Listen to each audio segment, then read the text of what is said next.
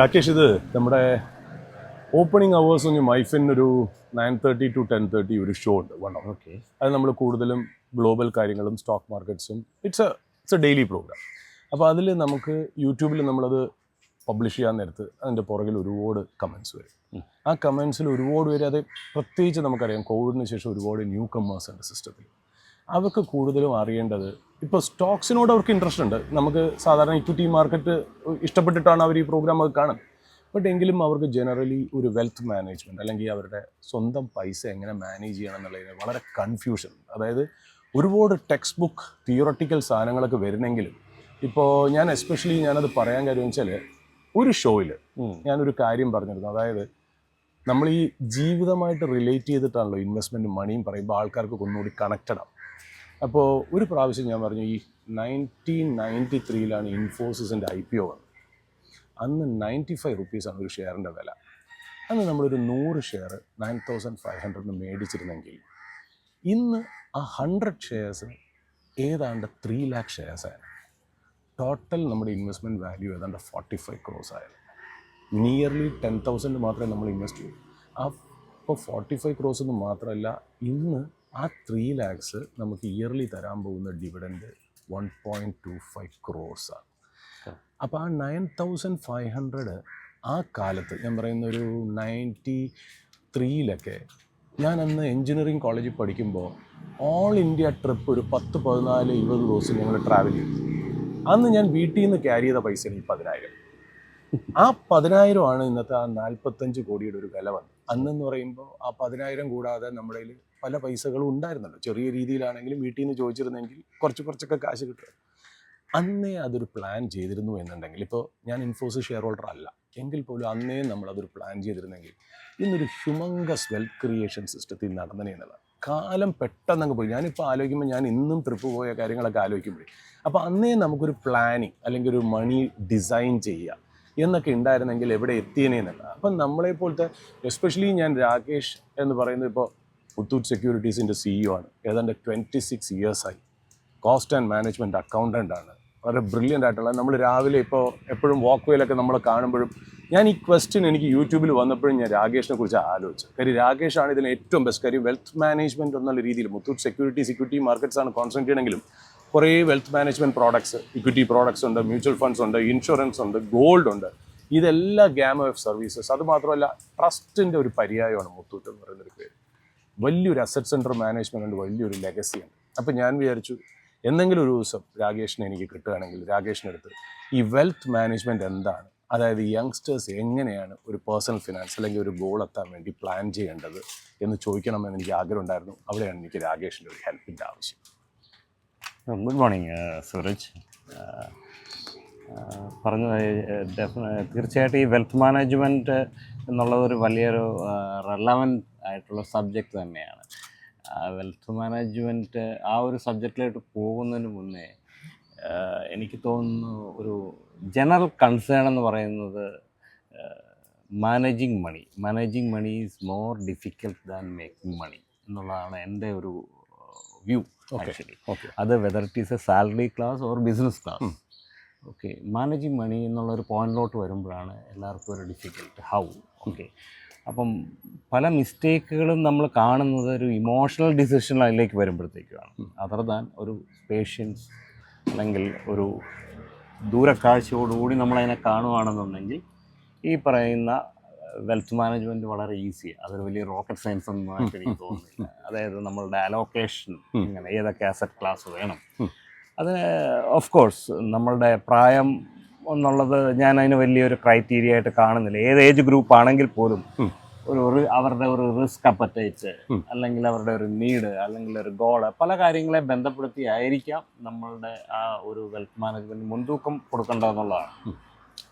അതിൻ്റെ അകത്തൊരു mix of asset ക്ലാസ്സുകൾ ആൾവേസ് ഗുഡ്, എല്ലാവരും പറയുന്ന കാര്യം തന്നെയാണ്. അതിൻ്റെ അകത്ത് ഇക്വിറ്റി ആയിട്ടും അല്ലെങ്കിൽ നേരിട്ട് ഇക്വിറ്റി അല്ലാതെ മ്യൂച്വൽ ഫണ്ടുകളിലൂടെയുള്ള റൂട്ടിലായിട്ടും ഫിക്സഡ് ഇൻകം ഇൻസ്ട്രുമെൻ്റ് ആയിട്ടും ഒരു ഫിക്സഡ് ഇൻകം ഓഫ് കോഴ്സ് ഒരു ഷോക്ക് അബ്സോർബർ പോലെ വർക്ക് ചെയ്യും ഈ പോർട്ട്ഫോളിയോയിൽ. ദർ ഇസ് ഒരു വോളറ്റൈലിറ്റിയും ഒരു ഡിഫിക്കൽട്ട് ടൈംസും ഒക്കെ വരുമ്പോൾ ഓഫ് കോഴ്സ് ഗോൾഡ് മറ്റൊരു കാറ്റഗറിയാണ്, റിയൽ എസ്റ്റേറ്റ്. ഇതെല്ലാം ഒരു ബാലൻസ് ആയിട്ട് കൊണ്ടുപോകുന്നത് തന്നെയാണ് ഒരു റൈറ്റ് വെൽത്ത് മാനേജ്മെൻറ്റ് ആസ്പെക്ട്സിൽ വരുന്നത്. സാധാരണ ഒരു ഇൻകം ഏണിംഗ് കമ്മ്യൂണിറ്റി, അത് ഏത് കാറ്റഗറിയിലായിക്കോട്ടെ, ഇതെല്ലാം ചിലപ്പോൾ ഒരു പക്ഷേ ഒരു ഇൻഹറൻ്റായിട്ട് ഉണ്ടാകണമെന്നില്ല.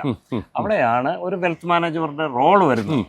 യൂഷ്വലി പലപ്പോഴും നമ്മൾക്ക് സംഭവിക്കുന്നത് പരിമിതമായ അറിവും ചിലപ്പോൾ ഒരു വലിയൊരു പേഷ്യൻസോ അല്ലെങ്കിൽ അതിനോട് കൂടുതൽ മനസ്സിലാക്കാനുള്ള ഒരു താല്പര്യക്കുറവൊക്കെ കൊണ്ട് എടുത്തുചാടി എടുക്കുന്ന ഡിസിഷൻസ് ആയിരിക്കും പലപ്പോഴും നമുക്കൊരു തെറ്റായ തീരുമാനങ്ങളിലേക്ക് എത്തുന്നത്, ഒരു റിഗ്രറ്റ് ചെയ്യേണ്ട ഒരു അവസ്ഥയിലേക്കൊക്കെ കൊണ്ടുവരുന്നത്. പകരം ഒത്തിരി എസ്റ്റാബ്ലിഷ്ഡ് വെൽത്ത് മാനേജ്മെൻറ്റ് ഹൗസ് ഉണ്ട്, അവരുടെ ഒരു പ്രൊഫഷണൽ സർവീസ് എടുക്കുകയാണെങ്കിൽ വി ക്യാൻ ഗെറ്റ് ഒരു അലൈൻഡ് ആയിട്ടുള്ള അല്ലെങ്കിൽ ഒരു പ്ലാൻഡ് ആയിട്ടുള്ള ഒരു നമ്മളുടെ അലോക്കേഷൻസ് അവർ സജസ്റ്റ് ചെയ്യും. അത് ഷോർട്ട് ടൈം ആകാം, ലോങ് ടൈം ആകാം, ഡിപ്പെൻസ് ഓൺ ദാറ്റ്. ഓക്കെ, ഒരു P&L, പ്രോഫിറ്റ് ആൻഡ് ലോസ് എന്ന് പറയുമ്പോൾ പെട്ടെന്ന് നമ്മൾ ചിന്തിക്കുന്ന ഒരു കമ്പനിയോ അല്ലെങ്കിൽ ഒരു പാർട്ട്ണർഷിപ്പോ അല്ലെങ്കിൽ മറ്റൊരു ഇൻസ്റ്റിറ്റ്യൂഷൻസിനെ ആയിരിക്കും. പക്ഷേ ഒരു ഇൻഡിവിജ്വലിനെ സംബന്ധിച്ചോളം ഒരു P&L ഉണ്ട്, ഒരു വരവും ചിലവും ഡെഫിനറ്റ്ലി എല്ലാവരുടെയും ജീവിതത്തിലുണ്ട്. അപ്പോൾ ഇത് നമ്മൾ മനസ്സിലാക്കണം. അപ്പം ശരിക്കും പലപ്പോഴും പറയാം, വക്കീലിനോടും ഡോക്ടറോടും സത്യം, ഒരു വെൽത്ത് മാനേജറോടും സത്യം പറയണം. എന്തുവാണ് നിങ്ങളുടെ വരവ്, എന്തുവാണ് നിങ്ങളുടെ ചിലവ്, എവിടെയൊക്കെയാണ് നിങ്ങളുടെ അലോക്കേഷൻ പോകേണ്ടതെന്നുള്ളത് പറഞ്ഞു കഴിഞ്ഞാൽ he can define A frame. അതിൻ്റെ ബേസിൽ ഈ അസറ്റുകൾ അലോക്കേറ്റ് ചെയ്തിട്ട് കൃത്യമായിട്ട് നമുക്ക് ഒരു പ്ലാനിങ്ങോടുകൂടി മുന്നോട്ട് പോകുന്നു. അതാണ് എൻ്റെ ഒരു കാഴ്ചപ്പാടായി. രാകേഷ്, ഇതിൽ ഇപ്പോൾ അടുത്ത കാലത്ത് നമുക്കറിയാം, എസ്പെഷ്യലി കോവിഡിന് ശേഷം നമ്മുടെ ഈ ഫിനാൻഷ്യൽ ഇൻഡസ്ട്രിയിൽ, അതിപ്പോൾ മ്യൂച്വൽ ഫണ്ട് ആയിക്കോട്ടെ, വെൽത്ത് മാനേജ്മെൻറ്റ് ആയിക്കോട്ടെ, ഇക്വിറ്റീസ് ഡയറക്റ്റ് ആയിക്കോട്ടെ, ട്രേഡിംഗ് ആയിക്കോട്ടെ, എല്ലാത്തിനും ഇപ്പോൾ ഒരുപാട് വീഡിയോസാണ്. അതായത് നമുക്കിപ്പോൾ ഒരുപാട് എന്താ പറയുക ഇൻഫർമേഷൻ കൊണ്ടുവന്നിട്ട് എല്ലാവരും കൺഫ്യൂസ്ഡാണ്. അതായത് ഏതെങ്കിലും ഒരു വീഡിയോ കണ്ട് ഏതെങ്കിലും ഒരു വ്യക്തിയെ ഫോളോ ചെയ്ത് വരുമ്പോഴായിരിക്കും വേറൊരു വ്യക്തി വേറൊരു ഐഡിയ ആയിട്ട് വരും. അപ്പോൾ ആ പടെ കൺഫ്യൂസ്ഡ് ആയിട്ടുള്ളൊരു സിറ്റുവേഷനിൽ നമ്മൾ എന്തായാലും ഇതൊക്കെ പറഞ്ഞാലും നമുക്ക് കുറച്ച് പൂർവികരുണ്ടായിരുന്നു, നമുക്ക് നമ്മുടെ വീട്ടിൽ തന്നെ എൽഡേഴ്സ് ഉണ്ടായിരുന്നു. അവരും അവരുടെ വെൽത്ത് നന്നായിട്ട് മാനേജ് ചെയ്തുകൊണ്ടാണ് അവർക്ക് നല്ലൊരു ഭേദപ്പെട്ട ഒരു പ്രോസ്പെറിറ്റി ഉള്ള ഒരു ലൈഫ് നമുക്ക് ആക്ച്വലി ഉണ്ടാക്കാൻ അവർക്ക് പറ്റിയത്. അപ്പോൾ ഈ എന്താ പറയുക ഇൻഫ്ലുവൻസേഴ്സോ അല്ലെങ്കിൽ ഈ അഡ്വൈസ് ഇല്ലെങ്കിലും ഒരു കോമൺ സെൻസിൽ നമുക്ക് വെൽത്ത് മാനേജ് ചെയ്തൂടെ? ശരി. സൂരജ് പറഞ്ഞതിലൊരു കണ്ടന്റ് ഇപ്പം നമ്മുടെ യൂട്യൂബ് വീഡിയോയിലോ അല്ലെങ്കിൽ ഒത്തിരി സോഷ്യൽ മീഡിയ നവമാധ്യമത്തിലൊക്കെ ഒത്തിരി സ്പൈസി ആയിട്ടുള്ള കാര്യങ്ങളൊക്കെ നമ്മൾ കാണാറുണ്ട്, പെട്ടെന്ന് നമ്മൾ അട്രാക്റ്റ് ചെയ്യപ്പെടുന്നത്. അവിടെയാണ് പൊതുവെ കേരളൈറ്റ്സ് മലയാളീസിന് പറ്റുന്ന അബദ്ധങ്ങൾ. നമ്മൾ കാണുന്ന ഒത്തിരി ന്യൂസുകളും പെട്ടെന്നൊരു എടുത്തുചാടിയ ഒരു തീരുമാനം, അല്ലെങ്കിൽ ഒന്നെങ്കിൽ ചിലപ്പോൾ നമുക്ക് വളരെ പരിചയമുള്ള ഒരു മുഖത്തിൽ നിന്ന് കിട്ടുന്ന ഇൻഫർമേഷൻസ്. അപ്പോൾ കൂടുതൽ ഞാൻ നേരത്തെ സൂചിപ്പിച്ച പോലെ കുറച്ച് അതിനായിട്ടൊരു ഹോംവർക്ക് ചെയ്യുന്നില്ല, ചെയ്യാതെ പെട്ടെന്നുള്ള ഒരു ഡിസിഷനിലാണ്. രണ്ടാമത്തെ പോർഷൻ പറഞ്ഞ ഒരു നമ്മളുടെ ട്രഡീഷണൽ, നമ്മളുടെ ഒരു എന്താ പറയുക ജോയിൻറ്റ് ഫാമിലീസിലൊക്കെ നമ്മളുടെ ഫാദർ അല്ലെങ്കിൽ ഗ്രാൻഡ് ഫാദർ അവർ ചെയ്ത ഒത്തിരി കാര്യങ്ങൾ പലപ്പോഴും നമുക്കൊരു ഇൻഹറൻ്റ് ആയിട്ട് നമുക്ക് കിട്ടിയിട്ടുണ്ട്, നമ്മുടെ ബ്ലഡിലുണ്ട്. ഓക്കെ, അവരൊക്കെ ഇങ്ങനെയാണ് ചെയ്തിരിക്കുന്നത്, ഇവിടെയൊക്കെയാണ് ഇന്ന സ്ഥലങ്ങളിലൊക്കെയാണ് ഇൻവെസ്റ്റ് ചെയ്തിരിക്കുന്നത്. കൂടുതലും അവരെ ഒരു ഫിക്സഡ് ഇൻകം റൂട്ടിലോ അല്ലെങ്കിൽ സ്വർണം വാങ്ങി വയ്ക്കുകയോ അല്ലെങ്കിൽ റിയൽ എസ്റ്റേറ്റിലൊക്കെ ആയിരിക്കും. അത് കണ്ടിന്യൂ ചെയ്യുന്ന ഒരു ട്രെൻഡ് കാണുന്നുണ്ട്. പക്ഷേ ജനറേഷൻസ് മാറുന്നതനുസരിച്ചിട്ട് അതിലും ഒത്തിരി മാറ്റം വന്നിട്ടുണ്ട്. ഇപ്പം ഡെഫിനറ്റ്ലി ഒരു എന്നെ സംബന്ധിച്ചോളം എനിക്ക് പേഴ്സണലായിട്ട് പറയുകയാണെന്നുണ്ടെങ്കിൽ എൻ്റെ ഈ ഫാദർ അല്ലെങ്കിൽ അവർ ബേസിക്കലി ഒരു ട്രേഡറായിരുന്നു, പ്രൊവിഷൻ ഷോപ്പൊക്കെ. അപ്പോൾ ആൾവേസ് മണി മാനേജ്മെൻറ്റ് എപ്പോഴും അവരുടെ ക്യാഷ് ഫ്ലോ ഉള്ള ഒരു ആൾക്കാരാണ് ഈ കച്ചവടക്കാരെന്ന് പറയുമ്പോഴത്തേക്കും. ക്യാഷ് ഫ്ലോ എപ്പോഴും ഉണ്ട്. അപ്പം ഈ വാല്യൂ ഓഫ് മണി എപ്പോഴും പഠിക്കണം അല്ലെങ്കിൽ കുട്ടികളെ പഠിപ്പിക്കണം എന്ന് പറയും. അതായത് നമ്മുടെ കയ്യിൽ 100 റുപ്പീസ് ഉള്ളപ്പോഴും നമുക്ക് 1000 റുപ്പീസ് ഉള്ളപ്പോഴും എങ്ങനെ മാനേജ് ചെയ്യണമെന്നുള്ളത് അതിനൊരു പുള്ളിക്കാരന് എന്നെ വളരെ അത് പഠിപ്പിച്ചിട്ടുണ്ട് എക്സ്പീരിയൻസിൽ. ചിലപ്പോൾ വേനലവധിക്കൊക്കെ ചിലപ്പോൾ ഒരു സൂരജിന് റിലേറ്റ് ചെയ്യാൻ പറ്റുമായിരിക്കും, അവധിക്കൊക്കെ ഒരു സിനിമ കാണുക എന്നൊക്കെയാണ് അന്നത്തെ മാക്സിമം ലക്ഷറി. സിനിമ കഴിഞ്ഞിട്ട് ചിലപ്പോൾ ഒരു മസാല ദോശയോ അല്ലെങ്കിൽ ഒരു പൊറോട്ടയോ ബീഫോ ഇതൊക്കെയാണ് അന്നത്തെ ഒരു ലക്ഷറി നമ്മുടെ ഒരു. അപ്പോൾ ഇതിനായിട്ടൊരു 50 റുപ്പീസ് നമുക്ക് വേണമെന്നുണ്ടെങ്കിൽ ഇതൊരു 5-10 തവണ നമ്മൾ പല രീതിയിലുള്ള ഫോളോ അപ്പ് ചെയ്താൽ മാത്രമേ നമുക്ക് കിട്ടുക. നമ്മൾ ചോദിച്ചാൽ ഉടനെ നമുക്കത് തരാറില്ല. അതിന് പിന്നെ ചിലപ്പോൾ ഒരു പക്ഷേ മദറിൻ്റെ അമ്മയുടെയൊക്കെ റെക്കമെൻഡേഷനും ഒക്കെ വേണം. അവസാനം ഈ 50 രൂപ ചോദിക്കുമ്പോഴത്തേക്ക് അവസാനം നമുക്ക് കിട്ടുന്ന ചിലപ്പോൾ 20 രൂപയായിരിക്കും. പക്ഷെ ആ 20 രൂപയിൽ നമ്മൾ ഈ കാര്യങ്ങളൊക്കെ മാനേജ് ചെയ്യും. അതൊരു ബേസിക് ബാലപാഠം തന്നെയാണ്. ആക്ച്വലി ഇന്നത്തെ ജനറേഷനിൽ പലപ്പോഴും അത് ഇല്ലാതായി പോകുന്നത് ആ ഒരു കാര്യം തന്നെയാണ്. കാരണം എന്ന് വെച്ച് കഴിഞ്ഞാൽ ഒരു പരിധിവരെ പേരൻസിൻ്റെ കുറ്റമുണ്ട്. കാരണം നമ്മുടെ കുട്ടികൾ ആഗ്രഹിക്കുന്ന അല്ലെങ്കിൽ അവർ മനസ്സിൽ കാണുന്നതിന് മുമ്പ് നമ്മൾ പല കാര്യങ്ങളും അവർക്ക് അങ്ങോട്ട് കൊടുക്കും. അപ്പം അതിന്റെ വാല്യൂ അവർക്ക് ഉൾക്കൊള്ളാൻ പറ്റും, മനസ്സിലാവുന്നില്ല. ആ വാല്യൂ ഓഫ് മണി അവർക്ക് വാല്യൂ ഓഫ് മണി പിടികിട്ടുന്നത്. ഈ വാല്യൂ ഓഫ് മണി എന്ന് പറയുന്നത് വലിയൊരു പ്രിൻസിപ്പിളാണ് ഈ വെൽത്ത് ക്രിയേഷനിൽ തന്നെ. അപ്പം അത് ഡെഫിനറ്റ്ലി നമ്മുടെ പഴയ ജനറേഷൻ വളരെ പ്രാവർത്തികമാക്കിയ ഒരു കാര്യമാണ്. അത് ഉൾക്കൊള്ളാൻ പറ്റുമെന്നുണ്ടെങ്കിൽ കുറച്ചുകൂടെ ഈസിയാണ്. നമുക്ക് ഏത് സാഹചര്യവും നമുക്ക് പൊരുത്തപ്പെട്ടു പോകാം. ഇപ്പോഴത്തെ ജനറേഷനിൽ പൊരുത്തപ്പെടാൻ പറ്റാത്തതും അതിനുവേണ്ടി ഉള്ള ബുദ്ധിമുട്ടുകളൊക്കെ കാണുന്നത് ഈ ഒരു ബേസിക് കാര്യങ്ങൾ മിസ്സാകുന്നതാണ്. രാകേഷ്, അപ്പോൾ നമ്മളിപ്പോൾ ഒരു സാധാരണ എന്താ പറയുക ഒരു വർക്കിംഗ് പ്രൊഫഷണൽ, നമുക്കിപ്പോൾ in the age bracket of 22 to 30, 35 എന്ന് വേണമെങ്കിൽ പറയാം. പ്രത്യേകിച്ച് നമ്മുടെ യങ്സ്റ്റേഴ്സ്, പുതിയതായിട്ട് വരുന്നവർ, അങ്ങനെയുള്ളവർക്ക് ഇപ്പം നമ്മളൊക്കെ എന്ന് പറഞ്ഞാൽ നമ്മുടെ ഏതാണ്ട് നല്ലൊരു വിഭാഗം നമ്മൾ ജീവിതം മനസ്സിലാക്കി, നമുക്ക് എങ്ങനെയൊക്കെയാണ് കാര്യങ്ങൾ, എവിടെയൊക്കെയാണ് നമുക്ക് തെറ്റുപറ്റിയെന്നുള്ള റിയലൈസേഷനൊക്കെ നമുക്ക് വന്നു. നമുക്കിനി നെക്സ്റ്റ് ജനറേഷന് പറഞ്ഞു കൊടുക്കാൻ പറ്റുന്നത് എവിടെയൊക്കെ നമ്മൾ മിസ്റ്റേക്ക് ചെയ്തു, ആ മിസ്റ്റേക്ക് നമുക്ക് വരരുത്, അടുത്ത ജനറേഷന് വരരുത് എന്നുള്ള രീതിയിൽ. നമ്മളിപ്പോൾ ഇൻഫോസിസിൻ്റെ കഥ പറഞ്ഞു. അതായത് കാലം പോയപ്പോഴത്തേക്കും എങ്ങനെയാണ് ഈ പറയുന്ന പോലെ ഇത്രയും വലിയൊരു ഇൻവെസ്റ്റ്മെൻറ്റിലേക്ക് വന്നതെന്നുള്ളത്, അല്ലെങ്കിൽ അത് എത്രത്തോളം ആ കോർപ്പസ് വലുതായി എന്നുള്ളത്. അപ്പം അങ്ങനെയാണെങ്കിൽ നമ്മളൊരു 25 ഒരു 30 വയസ്സുള്ള ഈ ഒരു യങ്സ്റ്റർ നമുക്ക് എങ്ങനെയായിരിക്കും നമ്മളിതൊന്ന് പറഞ്ഞു കൊടുക്കുക? എങ്ങനെയാണ്, അതായത് ഇപ്പോൾ അവർക്കൊരു വരവുണ്ട് എന്ന് വിചാരിക്കാം, അതിൽ നമുക്കിപ്പോൾ ഒരു 10,000 rupees എന്നുള്ള രീതിയിൽ ഒരു ബേസിക് ഫിഗർ ആക്കി എടുത്താൽ എങ്ങനെയായിരിക്കണം അവരുടെ ഗോളിനെ പ്ലാൻ ചെയ്ത് നമ്മളൊന്ന് പോകേണ്ട ഒരു ബേസിക് ലെവലിലെങ്കിലും? ഇതിൽ ഒരു ഇമോഷണൽ ഡിസിഷൻസ് എടുക്കണ്ട എന്നുള്ളത് തന്നെയാണ് എനിക്ക് ആദ്യമായിട്ട് പറയാനുള്ളത്. കാരണം എവിടുന്നെങ്കിലും ഒരു ന്യൂസ് അല്ലെങ്കിൽ ആരെങ്കിലും പറഞ്ഞു എന്നുള്ള കേട്ടിട്ട് അതാണ് എനിക്ക് യോജിച്ചത് എന്നുള്ള ഒരു ഡിസിഷനിലേക്ക് പോകണ്ട. പകരം ഈ എമൗണ്ട് നമ്മൾ ആദ്യം തീരുമാനിക്കേണ്ട സേവിങ്സ് ആണോ ഇൻവെസ്റ്റ്മെന്റ് ആണോ. ഈ സേവിങ്സ് ഇൻവെസ്റ്റ്മെന്റ് തമ്മിൽ നല്ല വ്യത്യാസമുണ്ട്. ഓക്കെ, ഒരു ഇൻവെസ്റ്റ്മെന്റ് എന്ന് പറഞ്ഞൊരു ലോങ് ടൈം ഗോളിനോട്ട് വേണ്ടിയിട്ട് നമ്മൾ ചെയ്യുന്ന കാര്യങ്ങളാണ്. സേവിങ്സ് എന്ന് പറയുന്നത് നമ്മളുടെ കിട്ടുന്ന വരുമാനത്തിൽ നിന്നൊരു ഭാഗം മാറ്റി വയ്ക്കുക. അപ്പോൾ ഒത്തിരി സക്സസ്ഫുൾ സേവിങ്സ് മെത്തേഡ്സുകളുണ്ട്. നമ്മൾ ട്രഡീഷണൽ ആയിട്ട് പണ്ട് കണ്ടിരുന്നത് റെക്കറിംഗ് ഡെപ്പോസിറ്റ് ബാങ്ക്സിലോ അല്ലെങ്കിൽ പോസ്റ്റ് ഓഫീസിലൊക്കെയാണ്. ഇപ്പോൾ അതൊക്കെ മാറി യങ്സ്റ്റേഴ്സ് എല്ലാ കാറ്റഗറീസും മാറുന്ന ഒരു സേവിങ് സ്കീം എന്ന് പറഞ്ഞാൽ മ്യൂച്വൽ ഫണ്ട് SIP സ്കീംസാണ്.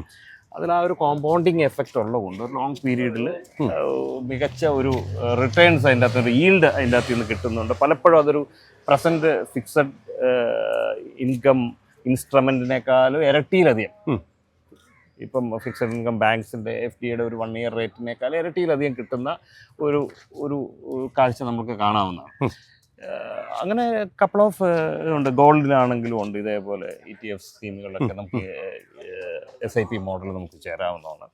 അപ്പം ഇങ്ങനെയുള്ള കാറ്റഗറി ഓഫ് ഓപ്ഷൻസ് യങ്സ്റ്റേഴ്സിനുണ്ട്. നമുക്കൊരു വരുമാനത്തിൽ നിന്നൊരു നിശ്ചിത സംഗതി ഇതേപോലെ നമുക്ക് സേവിങ്സ് ആയിട്ട്, ഈ സേവിങ്സിൻ്റെ ഒരു കോർപ്പസ് വന്നു കഴിയുമ്പോൾ അപ്പോൾ ഒരു ഡിസിഷൻ എടുക്കുക. അടുത്തൊരു ഗോൾ ഉണ്ടോ, ഓക്കെ നമുക്കൊരു എന്താ പറയുന്ന കാർ വാങ്ങണോ, അല്ലെങ്കിൽ അപ്ഗ്രേഡ് ചെയ്യണോ, അല്ലെങ്കിൽ ഒരു വീട് വാങ്ങണോ, ഒരു ഫോറിൻ ട്രിപ്പ് പോകണോ എന്നൊക്കെയുള്ള നമ്മളുടെ ഒരു ഗോൾ ആ സമയത്ത് തീരുമാനിക്കാമെങ്കിൽ ഈ സേവിങ്സിൽ നിന്ന് മാറ്റിയിട്ട് അതിനെ ഒരു ഫിക്സഡ് അല്ലെങ്കിൽ ഒരു ഇൻവെസ്റ്റ്മെൻറ്റ് ലോങ് ടൈമിലേക്ക് ഒരു ഗോളായിട്ട് നമുക്ക് സെറ്റ് ചെയ്ത് മാറ്റാവുന്ന.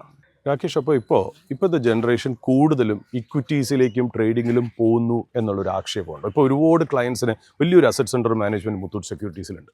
ഒരുപാട് യങ്സ്റ്റർ ക്ലയൻസും ഉണ്ടാവാനുള്ള സാധ്യതകൾ വളരെ ഹൈ ആണ്. ഇപ്പോൾ കൂടുതൽ പേരുടെ ഇൻവെസ്റ്റ്മെൻറ്റ്, ഇപ്പോൾ ഒരു ഉദാഹരണം പറയുകയാണെങ്കിൽ നമുക്കിപ്പോൾ ഞാൻ ഏതാണ്ട് ഒരു 52 years അടുപ്പിച്ചായി. ഇപ്പോഴാണ് നമുക്കൊരു ഹെൽത്ത് ഇൻഷുറൻസിൻ്റെയും ലൈഫ് ഇൻഷുറൻസിൻ്റെയും വില മനസ്സിലാവും. ഒരു വർക്ക് ചെയ്തിരുന്ന സമയത്ത് 25-ാമത്തെ വയസ്സിലോ 28-ാമത്തെ വയസ്സിലോ ഒരു ഇൻഷുറൻസിൻ്റെ വില നമ്മൾ അറിഞ്ഞിരുന്നില്ല എന്നുള്ളതാണ്. ഇപ്പം നമ്മൾ ആലോചിച്ച് ഒരു ഹോസ്പിറ്റൽ ബില്ലൊക്കെ കാണുമ്പോൾ അന്ന് വലിയൊരു എന്താ പറയുക, ഒരു പ്രീമിയം അടച്ചിട്ടാണെങ്കിൽ പോലും ചെയ്തിരുന്നെങ്കിൽ നമുക്ക് ഇത്രയും ഒരു ബുദ്ധിമുട്ട് വരില്ലായിരുന്നല്ലോ എന്ന് ആലോചിച്ചു. അപ്പോൾ ലേറ്റായി എന്ന് തോന്നുന്നതുകൊണ്ടാണ് നമ്മളൊരു ചോദ്യമായിട്ട് നമ്മളെല്ലാവരുടെ മുന്നിലും വെക്കുന്നത്. അതായത് ഇപ്പോൾ ഒരുപാട് യങ്സ്റ്റേഴ്സ് നോക്കുകയാണെങ്കിൽ ഏതെങ്കിലും F&O ട്രേഡിങ് അല്ലെങ്കിൽ ഇക്വിറ്റി ഇൻവെസ്റ്റ്മെൻറ്റ് എന്നുള്ള രീതിയിലേക്ക് വന്നോ, അല്ലെങ്കിൽ അവരെന്താണ് ഒന്ന് പ്ലാൻ ചെയ്ത് പോകേണ്ടത്? കാര്യം ഇൻഷുറൻസും എന്ന് പറയുന്നത് ഒരു പ്ലാനിങ് തന്നെയാണല്ലോ. അപ്പോൾ അതിനെക്കുറിച്ച് രാകേഷിൻ്റെ ഒരു അഭിപ്രായം എന്താ?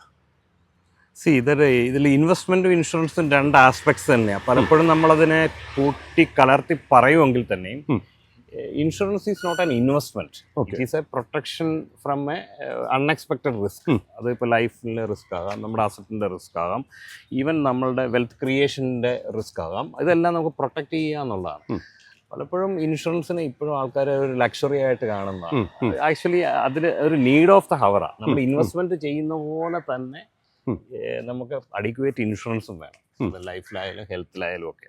അത് ഞങ്ങളും എല്ലാവരെയും ആ രീതിയിലാണ് നമ്മൾ അഡ്വൈസ് ചെയ്യുന്നത്. നമ്മളുടെ ഒരു വെൽത്ത് മാനേജ്മെൻറ്റ് എന്ന് പറയുമ്പോൾ ഞങ്ങളുടെ ഒരു ആസ്പെക്ട്സിൽ wealth management is based on 3 pillars. ഒന്ന് wealth creation. We can create wealth through the different assets based on നമ്മളുടെ ഒരു റിസ്കിൻ്റെ ബേസിലോ പല കാര്യത്തിലോ നമുക്ക് പല അസറ്റുകൾ ഫ്രം ഈക്വിറ്റി മുതൽ അപ് ടു റിയൽ എസ്റ്റേറ്റ് വരെയുള്ള ഒത്തിരി അസറ്റുകൾ. ഈ നെക്സ്റ്റ് പില്ലർ എന്ന് പറയുന്നത് വെൽത്ത് പ്രൊട്ടക്ഷൻ. ഈ വെൽത്ത് ക്രിയേറ്റ് ചെയ്യാൻ അല്ലെങ്കിൽ വെൽത്തിനെ അത് എത്തിപ്പെടാനായിട്ടുള്ള ഒരു മൊമെൻ്റം ഉണ്ട്, ഒരു പീരീഡ് ഉണ്ട്. അതിനിടെ നമുക്ക് ഈ വെൽത്ത് ബ്രേക്ക് ചെയ്യേണ്ടി വന്നു കഴിഞ്ഞു കഴിഞ്ഞാൽ ആ വെൽത്ത് ക്രിയേഷനെ സാരമായിട്ട് ബാധിക്കും. അപ്പോൾ അതിനെ പ്രൊട്ടക്റ്റ് ചെയ്യാനായിട്ട് നമുക്ക് അഡിക്വേറ്റ് ആയിട്ട് ഇൻഷുറൻസ് നമുക്ക് ആവശ്യമുണ്ട്. ഹെൽത്ത് ഇൻഷുറൻസ് വേണം, നമ്മുടെ അസറ്റ്സുകൾ, ഹോം, അല്ലെങ്കിൽ എന്തൊക്കെയാണ് നമുക്ക് കവർ ചെയ്യേണ്ടത് അതെല്ലാം നമുക്ക് ലിസ്റ്റ് ഔട്ട് ചെയ്യാം. അത് ലൈഫ്, ജനറൽ ഹെൽത്തിലെല്ലാം അതിൻ്റെ അകത്ത് വരും. Third one is the distribution. നമ്മൾ ക്രിയേറ്റ് ചെയ്ത വെൽത്ത് പ്രോപ്പറായിട്ട് നമ്മൾ ഡിസ്ട്രിബ്യൂഷൻ ചെയ്യാനുള്ള ഒരു പ്ലാൻ നമുക്ക് വേണം. That is called succession. നമുക്ക് വില്ല് എന്നൊക്കെ പറയുന്ന സാധനങ്ങൾ. അല്ലെങ്കിൽ we know our date of birth, date of expiry nobody know, only gods know. അപ്പം പ്രോപ്പറായിട്ട് നമുക്കത് അലോക്കേറ്റ് ചെയ്യാനുള്ള പറ്റിയില്ലെങ്കിൽ it will be decide by coach. അപ്പൊ നമ്മുടെ ഒരു ഇഷ്ടമായിരിക്കത്തില്ല. പലപ്പോഴും നമ്മുടെ ഫാമിലിയിലൊക്കെ ഇപ്പൊ കാണുന്ന ഡീബോണ്ടിങ് എന്ന് പറയുന്നത് ബിക്കോസ് ഓഫ് വെൽത്ത് പ്രോപ്പറായിട്ട് നമ്മൾ അലോക്കേറ്റ് ചെയ്യാൻ മറന്നു പോകുന്നതുകൊണ്ടാണ്. അപ്പം ഈ യങ്സ്റ്റേഴ്സ് ക്വസ്റ്റ്യനിലേക്ക് വരാം. ആദ്യത്തെ പാർട്ട്, യങ്സ്റ്റേഴ്സ് തീർച്ചയായിട്ടും ഇപ്പം കൂടുതൽ ഇക്വിറ്റി അല്ലെങ്കിൽ F&O അല്ലെങ്കിൽ അതേപോലെ ഓപ്ഷൻസ്, സ്പെക്കുലേഷൻ സൈഡിലേക്കൊക്കെ പോകുന്നതിൻ്റെ ഒരു കാരണം തീർച്ചയായിട്ടും ഈ ഒരു റൂട്ട് വെൽത്ത് ക്രിയേഷൻ കുറച്ചുകൂടെ സ്പീഡാണ്. മറ്റത് ഒരു ട്രഡീഷണൽ വേ ആണ്, ഫിക്സഡ് ഇൻകം മോഡൽസ് അല്ലെങ്കിൽ ഗോൾഡ്. ഈ റീസെന്റ് ആണ് ഇപ്പോൾ ഇത്രയും ഗോൾഡിലേക്ക് വന്ന ഒരു അപ്രീസിയേഷൻ. അതിന് മുന്നേ ഗോൾഡിനോട്ടും വലിയൊരു താല്പര്യം യങ്സ്റ്റേഴ്സിന് ഇല്ലായിരുന്നു. പൊതുവെ പഴയ ജനറേഷൻ ആൾക്കാരാണ് ജുവല്ലറി ആയിട്ടൊക്കെ മേടിക്കുന്നത്. അതൊരു 10 വർഷം മുമ്പ് വരെ ഒരു ഇമോഷണൽ അറ്റാച്ച്മെന്റ് ആയിരുന്നെങ്കിലും ഇപ്പം അത് മാറി ഒരു ഇൻവെസ്റ്റ്മെന്റിലേക്ക് മാറി. ബിക്കോസ് ഓഫ് ദാറ്റ് ഗോൾഡ് പ്രൈസിൻ്റെ ഇതേപോലുള്ളൊരു വലിയൊരു അപ്രീസിയേഷൻ വന്നതുകൊണ്ടാണ്. അപ്പം ഈ ഇക്വിറ്റിയിൽ ബേസിക്കലി നമുക്ക് കിട്ടുന്ന ഒത്തിരി ആ അപ്രീസിയേഷൻ കൂടാതെ കിട്ടുന്ന കോർപ്പറേറ്റ് ബെനിഫിറ്റ്സ് ഒത്തിരി ഉണ്ട്. അവരുടെ ബോണസ് ഇഷ്യൂസോ റൈറ്റ് ഇഷ്യൂസോ ഒക്കെ വരുമ്പോൾ പാർട്ടിസിപ്പേഷൻ, ഡിവിഡൻസ്. ആ കമ്പനി ഒരു പെർഫോമിംഗ് കമ്പനിയാണ് കിട്ടുന്ന ഡിവിഡൻഡ്. അപ്പം സാധാരണ ഒരു ഫിക്സഡ് ഇൻകം അല്ലെങ്കിൽ മറ്റുള്ള ഒരു സെഗ്മെന്റിൽ കിട്ടുന്ന ഒരു ഫിക്സഡ് അപ്രീസിയേഷനേക്കാൾ കൂടുതൽ മെച്ചം ഇവിടങ്ങളിൽ കിട്ടുന്നുണ്ട്. പിന്നെ ഓഫ് കോഴ്സ് ഈ പറഞ്ഞ പോലെ തന്നെ നമുക്ക് റിയാലിറ്റിയിൽ നമുക്ക് കണ്ടുകൊണ്ടിരിക്കാം ഇതിൻ്റെ മൂവ്മെൻറ്റ്സ് അല്ലെങ്കിൽ ഇതിൻ്റെ വാല്യൂ അപ്രീസിയേഷൻ, ആ കമ്പനി എങ്ങനെ റൺ ചെയ്യുന്നു, കമ്പനിയുടെ നമ്പേഴ്സ് എല്ലാം നമുക്ക് ഫിംഗർ ടിപ്പിൽ കിട്ടുന്നു. അപ്പം യങ്സ്റ്റേഴ്സിനെ കുറച്ചുകൂടെ അതിലോട്ട് ഓഫ് കോഴ്സ് ഇന്നത്തെ ടെക്നോളജിയും എയും ലോട്ട് ഓഫ് റോബോട്ടിക്സും എല്ലാം അവർക്ക് കുറച്ചുകൂടെ പഴയ ജനറേഷനേക്കാൾ ഈസിനെസ് ഉണ്ട്, കുറച്ച് ട്രാൻസ്പെറൻസിയും കൂടെ വന്നു. എക്സാക്ട് റിയൽ ടൈമിൽ നമുക്ക് ഇതെല്ലാം കാണാം. അപ്പോൾ അതിന് ഓഫ് കോഴ്സ് അതിനോട്ടായിരിക്കും ആൾക്കാർക്ക് കൂടുതൽ ഫാസിനേഷനും അല്ലെങ്കിൽ അട്രാക്ഷനും വരിക. പിന്നെ ഒരു പരിധിവരെ എനിക്ക് തോന്നുന്നു നമുക്ക് ഇപ്പോൾ ഫിസിക്കൽ പേപ്പേഴ്സ് അവോയ്ഡ് ചെയ്യാൻ പറ്റിയെന്നുള്ളത് തന്നെയാണ്. കാര്യം ഇപ്പോൾ പണ്ടൊക്കെ എന്ന് പറഞ്ഞാൽ നമ്മുടെ പേപ്പേഴ്സ് സൂക്ഷിക്കാൻ വേണ്ടി ഒരു ബ്രീഫ് കേസ് വരെ വീട്ടിലുണ്ടായിരുന്നു. അല്ലെങ്കിൽ നമ്മുടെയൊക്കെ അച്ഛനൊക്കെ അങ്ങനെ ഒരു പെട്ടി അല്ലെങ്കിൽ ഒരു സേഫ് അല്ലെങ്കിൽ ഒരു അൽമാര ഒരു ഇപ്പൊ അതിന്റെ ആവശ്യമില്ല. എല്ലാം നിങ്ങളുടെ മൊബൈലിൽ തന്നെ. പിന്നെ ഡിജി ലോക്കർ പോലെയുള്ള സംവിധാനങ്ങൾ അങ്ങനത്തെയൊക്കെ വന്നുകൊണ്ട് കുറെ കാര്യങ്ങൾ ഈസി ആയി എന്നുള്ളതാണ് അല്ലെ. അപ്പൊ നമുക്ക് ഇപ്പോ ഗോൾഡിലേക്ക് വരാം. ഇപ്പൊ ഗോൾഡ് അടുത്ത കാലത്ത് ഭയങ്കരമായിട്ട് കയറി എന്ന് പറഞ്ഞാൽ എനിക്ക് തോന്നുന്നു 1979, 80 ആയിരിക്കാം ഒരു പക്ഷേ ഇതേപോലൊരു വലിയൊരു കയറ്റം വന്നത്. ഇതിപ്പോൾ എല്ലാവരും നമ്മുടെ അറിയാലോ, നമ്മളെപ്പോഴും ഈ ഫിയർ ഓഫ് മിസ്സിങ് ഔട്ടാണ്. ആൾക്കാർക്ക് എല്ലാം കഴിഞ്ഞതിന് ശേഷമാണ് ഇതിലേക്ക് കൂടുതൽ വരിക എന്നുള്ളത്. അപ്പോൾ അങ്ങനെ ഒരു റിസ്ക് ഇതിനകത്തേക്ക് കാണുന്നുണ്ടോ? ഇപ്പോൾ ഒരു ചെറിയ കറക്ഷൻസ് ഗോൾഡിൽ കണ്ടു തുടങ്ങിയിട്ടുണ്ടെങ്കിൽ പോലും gold as A investment always അത് ഞാനും അതിനെ അനുകൂലിക്കുന്നു എപ്പോഴും. കാരണം എന്ന് വെച്ചാൽ ബിക്കോസ് അതിനൊരു റീപ്ലേസ്മെൻറ്റ് ഇപ്പോഴും ഇല്ല. അതാണ് ഏറ്റവും വലിയൊരു കാര്യം. പിന്നെ പർട്ടിക്കുലർലി നമ്മൾ India particularly south India gold as a ഇൻവെസ്റ്റ്മെൻറ്റിന് മുന്നേ അതിനൊരു ഇമോഷണൽ അറ്റാച്ച്മെൻ്റ് ഉണ്ട്. നമ്മുടെ വീട്ടിലെ ഒരു ഏത് ഫാമിലിയിലെ ഒരു ചെറിയ ചടങ്ങാണെങ്കിൽ പോലും ഗോൾഡ് മാറ്റി വെച്ചിട്ടുള്ള ഒരു പരിപാടികൾ നമ്മുടെ ട്രഡീഷൻ്റെ ഒരു ഭാഗമാണ്. അപ്പം അതുകൊണ്ട് എല്ലാവരും അതൊരു ജുവലറി ആയിട്ടോ ഒക്കെ ഉള്ള ഒരു ഇൻവെസ്റ്റ്മെൻ്റ് ആയിരുന്നെങ്കിൽ പോലും അതിനൊരു ഫോക്കസ് പതുക്കെ ചേഞ്ച് ചെയ്ത് ഇപ്പം വന്നിട്ടുണ്ട്. അത് ഗോൾഡിൽ നിന്ന് മാറി ഗോൾഡ് കോയിൻസോ അല്ലെങ്കിൽ ബാഴ്സോ ഒക്കെ ആയി. പിന്നെ അതിന് ഡിജിറ്റൽ ഗോൾഡ് അല്ലെങ്കിൽ ETFs പോലെയുള്ള അല്ലെങ്കിൽ സോവറിൻ ഗോൾഡ് പോലെ അത് ഒരു ഗവൺമെൻറ് ഒരു ഇനിഷ്യേറ്റീവ് ആയിരുന്നു. കാരണം ഇതൊരു ഐഡിയൽ ആയിട്ടുള്ള ഒരു അസറ്റാണ്, ഒരു ക്യാഷ് ഫ്ലോ വരുന്നില്ല എന്നൊക്കെ ഉള്ള ഒരു തോന്നലിൻ്റെ പുറത്താണ് കൂടുതൽ ഡിജിറ്റൽ ഗോൾഡുകൾ അല്ലെങ്കിൽ അത് സെബി റെഗുലേറ്റഡ് ആയിട്ടുള്ള ഡിജിറ്റൽ പ്ലാറ്റ്ഫോമുകൾ ഉണ്ട്. പിന്നെ സോവറിൻ ഗോൾഡ് ബോൺസുകൾ വന്നു. അതുകൊണ്ട് ഗോൾഡ് ആസ് എ ഇൻവെസ്റ്റ്മെന്റ് എന്നുള്ള കുറച്ചുകൂടെ പോപ്പുലർ. പക്ഷേ ആസ് എ എന്താ പറയുന്നത് കൺസംഷൻ എന്നുള്ള രീതിയിൽ കുറഞ്ഞിട്ടുണ്ടെന്നുള്ളതാണ് എൻ്റെ ഒരു വിലയിരുത്തൽ. കാരണം യങ്സ്റ്റേഴ്സിനെ പല വീട്ടിൽ തന്നെ കുട്ടികളോട് ചോദിച്ചാൽ അവർക്കൊന്നും സ്വർണ്ണത്തിനോട് താല്പര്യമില്ല, ഇപ്പോഴത്തെ പെൺകുട്ടികൾക്കൊന്നും താല്പര്യമില്ല എന്നുള്ളത്. As A investment okay proceed എന്നുള്ള സിഗ്നൽ ആവരുത്. പക്ഷേ ആസ് എ കൺസംഷൻ കുറഞ്ഞിട്ടുണ്ട്. അപ്പോൾ ജുവലറിയിൽ നിന്ന് മാറി അതർ ഫോർമാറ്റിലേക്ക് പോയിട്ടുണ്ട്. പക്ഷേ ഗോൾഡ് ആസ് എ ഇൻവെസ്റ്റ്മെന്റ് അതൊരു അസറ്റിന്റെ ഭാഗം തന്നെയാണ്, അതിനകത്ത് മാറ്റി നിർത്തേണ്ട കാര്യമില്ല, ഇൻഡിസ്പെൻസിബിൾ ആണ്. രാകേഷ്, അപ്പോൾ നമുക്കിപ്പോൾ ഒരു 25 to 35 ആ റേഞ്ചിലെ ഒരു ബഡ്ഡിങ് ആയിട്ടുള്ള ഒരു ജനറേഷനെ, അതായത് വർക്ക് ചെയ്ത് വരുന്ന ഒരു ജനറേഷനെ കുറിച്ചാണല്ലോ നമ്മൾ സംസാരിക്കുന്നത്. അപ്പോൾ അവരുടെ അലൊക്കേഷൻ കൂടുതലും ഇപ്പോൾ അവർക്ക് വേറെ ബാധ്യതകളൊന്നും ഇല്ലെങ്കിൽ ഇക്വിറ്റി സൈഡിലേക്ക് ആയിരിക്കണം. ഓഫ് കോഴ്സ് ഈ പറഞ്ഞ പോലെ ഗോൾഡ് വേണം, റിയൽ എസ്റ്റേറ്റ് അത്യാവശ്യമായിട്ടൊരു വീട് വേണം, പിന്നെ കുറച്ച് ഫിക്സഡ് ഡെപ്പോസിറ്റ് വേണം, എന്നുള്ള കാര്യങ്ങൾ ശരി തന്നെയാണ്. എങ്കിലും ഒരു ഗോൾഡ് കൂടാതെ തന്നെ ഇക്വിറ്റീസിലേക്ക് കുറച്ച് കൂടുതൽ അലൊക്കേഷൻ വേണം എന്ന് പറയാൻ പറ്റുമോ? ഒരു യങ്സ്റ്റേഴ്സിനെ സംബന്ധിച്ചോളം കുറച്ച് സമയമുണ്ട്. കുറച്ചുകൂടെ റിസ്ക് എടുക്കാനായിട്ടുള്ള ഒരു കപ്പാസിറ്റിയും ഒരു യങ് ബ്ലഡ് എന്നുള്ള ഒരു കാറ്റഗറി പെടുത്തി നമുക്ക് വേണമെങ്കിൽ പറയാം. ഇക്വിറ്റി അല്ലെങ്കിൽ ഇക്വിറ്റി ഓറിയൻറ്റഡ് ആയിട്ടുള്ള കാര്യങ്ങൾക്ക് കുറച്ച് കൂടുതൽ അലോക്കേഷൻ കൊടുക്കാവുന്നത്. Of course direct investment through the equity or maybe mutual fund. പിന്നെ ഓഫ് കോഴ്സ് മറ്റുള്ള അസറ്റ് എന്തായാലും അതിൽ ഒരു പോർഷൻ ഒരു fixed income either FDO NCDs corporate ബോണ്ട്സോ ഒക്കെ നല്ലതാണ്. അത് എപ്പോഴും ഞാൻ നേരത്തെ പറഞ്ഞ ഒരു ബാലൻസിങ്ങിന് എപ്പോഴും ഗുണം ചെയ്യുന്നത്. ഈ ഇക്വിറ്റി അലോക്കേഷൻ ഒരു ഇൻ ടേംസ് ഓഫ് പെർസെൻറ്റേജ് ഒക്കെ പറയുകയാണെന്നുണ്ടെങ്കിൽ അത് ഓരോരുത്തരുടെയും ഇഷ്ടമാണ്. എന്നാലും ഒരു 50% നമുക്ക് നമ്മുടെ അലോക്കേഷൻ ഫണ്ടിൽ നിന്ന് ഇക്വിറ്റി മാത്രമായിട്ട് പോകുന്നതിൽ തെറ്റൊന്നുമില്ല യങ്സ്റ്റേഴ്സിനെ സംബന്ധിച്ച്. ആ ഒരു ചോദ്യത്തിൽ എനിക്കൊരു എൻ്റെതായ ഒരു വ്യക്ത അഭിപ്രായം യങ്സ്റ്റേഴ്സ് എന്നുള്ളതായിട്ട് ഞാൻ മാറ്റി നിർത്തത്തില്ല. അത് ഏത് ഏജ് ഗ്രൂപ്പ് ആണെങ്കിലും. കാരണം ബിക്കോസ് പണ്ടത്തെ കാലത്തെ ഒരു വെച്ച് നോക്കുവാണെങ്കിൽ ഒത്തിരി കാര്യങ്ങൾക്ക് വളരെ അധികം മാറ്റം വന്നിട്ടുണ്ട്. അപ്പം അന്ന് നമുക്ക് ഇൻഫർമേഷൻ കിട്ടാനൊക്കെ ഒത്തിരി ബുദ്ധിമുട്ടായിരുന്നു. അതൊക്കെ അപ്പം കറക്റ്റ് ഒരു ഡിസിഷൻ എടുക്കാൻ ടൈം പിന്നെ കിട്ടുന്നില്ല, അല്ലെങ്കിൽ നമുക്ക് ഒരു കൃത്യമായ അഡ്വൈസ് തരാനുള്ള സാധ്യതകൾ വളരെ കുറവാണ്. ഇതൊക്കെ കൊണ്ടാണ് നമ്മൾ ഈ ഏജ് കൂടുമ്പോൾ അല്ലെങ്കിൽ ഒരു റിട്ടയർമെൻറ്റ് അല്ലെങ്കിൽ എബോവ് 50 ആൾക്കാർ ഇക്വിറ്റി എക്സ്പോഷറൊക്കെ കുറയ്ക്കണമെന്ന് പറയുന്നതിൻ്റെ ഒരു ലോജിക്ക് എന്ന് തോന്നുന്നു ഒരു പക്ഷേ. എനി ഏജ് ഗ്രൂപ്പ് ഓക്കെ, ഒരു ബാലൻസിങ് ആയിട്ട് പോകുന്നതിൽ തെറ്റൊന്നുമില്ല. ഇപ്പം ഏജ് 50 കഴിഞ്ഞ ആൾക്കാർക്കും ഇക്വിറ്റിയോ അല്ലെങ്കിൽ ഇക്വിറ്റി ഓറിയൻറ്റഡ് ആയിട്ടോ അല്ലെങ്കിൽ മ്യൂച്വൽ ഫണ്ട് റൂട്ടിലോട്ടൊക്കെ തീർച്ചയായിട്ടും അതിനെ സ്വീകരിക്കാവുന്നതാണ്. അതെ, ഞാൻ ആക്ച്വലി ഒരു ആർട്ടിക്കിൾ കാണുകയും ചെയ്തു. ഇപ്പോൾ രാകേഷ് പറഞ്ഞതിനെ വിൻഡിക്കേറ്റ് ചെയ്യുന്ന ഒരു സ്റ്റാൻഡുണ്ട്. അതായത് നമ്മൾ ഓരോ അസറ്റ് ക്ലാസിൻ്റെയും വാല്യുവേഷൻ്റെ ആ ഒരു പോസിബിലിറ്റി നോക്കിയിട്ട് വേണം അസറ്റ് ക്ലാസ്സുകൾ ഡിവൈഡ് ചെയ്യാൻ, അല്ലാണ്ട് ഏജ് അല്ല. അതായത് ഇപ്പോൾ ഗോൾഡ് ഭയങ്കരമായിട്ട് കയറി നിൽക്കുകയാണ്. അപ്പോൾ ഗോൾഡിലേക്കാണോ കൂടുതൽ ഇൻവെസ്റ്റ് ചെയ്യേണ്ടത്, അല്ലെങ്കിൽ താഴെ നിൽക്കുന്ന ഏതെങ്കിലും ഒരു അസറ്റ് ക്ലാസ്സിലാണോ ഇൻവെസ്റ്റ് ചെയ്യേണ്ടതാണ് നമ്മൾ തീരുമാനം എടുക്കേണ്ടത്, അല്ലാണ്ട് നമ്മുടെ ഏജ് ആയിരിക്കരുത് എന്നുള്ള രീതിയിലേക്ക് പറയാം. പിന്നെ രാകേഷിനകത്ത് ഇമ്പോർട്ടൻ്റ് ആയിട്ടുള്ള ഒരു കാര്യം, നമ്മളിപ്പോൾ അസറ്റ് ക്ലാസ്സുകൾ പറഞ്ഞു, അറിയാം നമുക്ക് ഇത്രയും അസറ്റ് ക്ലാസ്സുകളുണ്ട്. ബട്ട് ഇത് കൂടാതെ തന്നെ ഈ ലിക്വിഡിറ്റി മാനേജ്മെൻറ്റ്, അതായത് ഇപ്പോഴത്തെ ജനറേഷൻ്റെ ഏറ്റവും വലിയൊരു പ്രോബ്ലം എന്ന് പറഞ്ഞാൽ ഒരു പെട്ടെന്നൊരു എമർജൻസി വന്നാൽ കയ്യിൽ കാശില്ല എന്നതാണ്. അപ്പോൾ ആ ഒരു പ്ലാനിങ്ങിന് അതൊരു വലിയ ഇമ്പോർട്ടൻ്റ് ആയിട്ടുള്ള ഒരു കാര്യമല്ലേ. ആ ലിക്വിഡിറ്റി മാനേജ്മെൻറ്റ് എങ്ങനെയാണ് നമ്മളെ തന്നെ ഒന്ന് തയ്യാറെടുത്ത് വയ്ക്കുക. കാര്യം ഇപ്പോൾ നമ്മളെ സംബന്ധിച്ചിപ്പോൾ ഒരു 10-40,000 രൂപ അല്ലെങ്കിൽ 50,000 രൂപ 65,000 രൂപ ഒരു ശമ്പളം കിട്ടുകയാണെങ്കിൽ നമ്മൾ കൂടുതലും നമ്മൾ സ്പെൻഡിങ്ങിൽ മാത്രം നോക്കുന്നു. ഓഫ് കോഴ്സ് ഇപ്പോൾ ഇക്വിറ്റിയിലേക്ക് അല്ലെങ്കിൽ മ്യൂച്വൽ ഫണ്ടുകളിലേക്ക് ഗോൾഡ് ETF-കളിലേക്കൊക്കെ ഇൻവെസ്റ്റ് ചെയ്യുന്നുണ്ടെങ്കിൽ പോലും, അല്ലെങ്കിൽ ഒരു ഹൗസിംഗ് ലോൺ എടുത്ത് ഒരു വീട് ഉണ്ടാക്കുന്ന ഒരു ഡ്രീമിലേക്ക് പോകുമെങ്കിൽ പോലും ഒരു ലിക്വിഡിറ്റി, അതായത് പെട്ടെന്നൊരു ഇഷ്യൂ വരികയാണെങ്കിൽ കയ്യിൽ വലിയൊരു കാശില്ല എന്നുള്ളത്.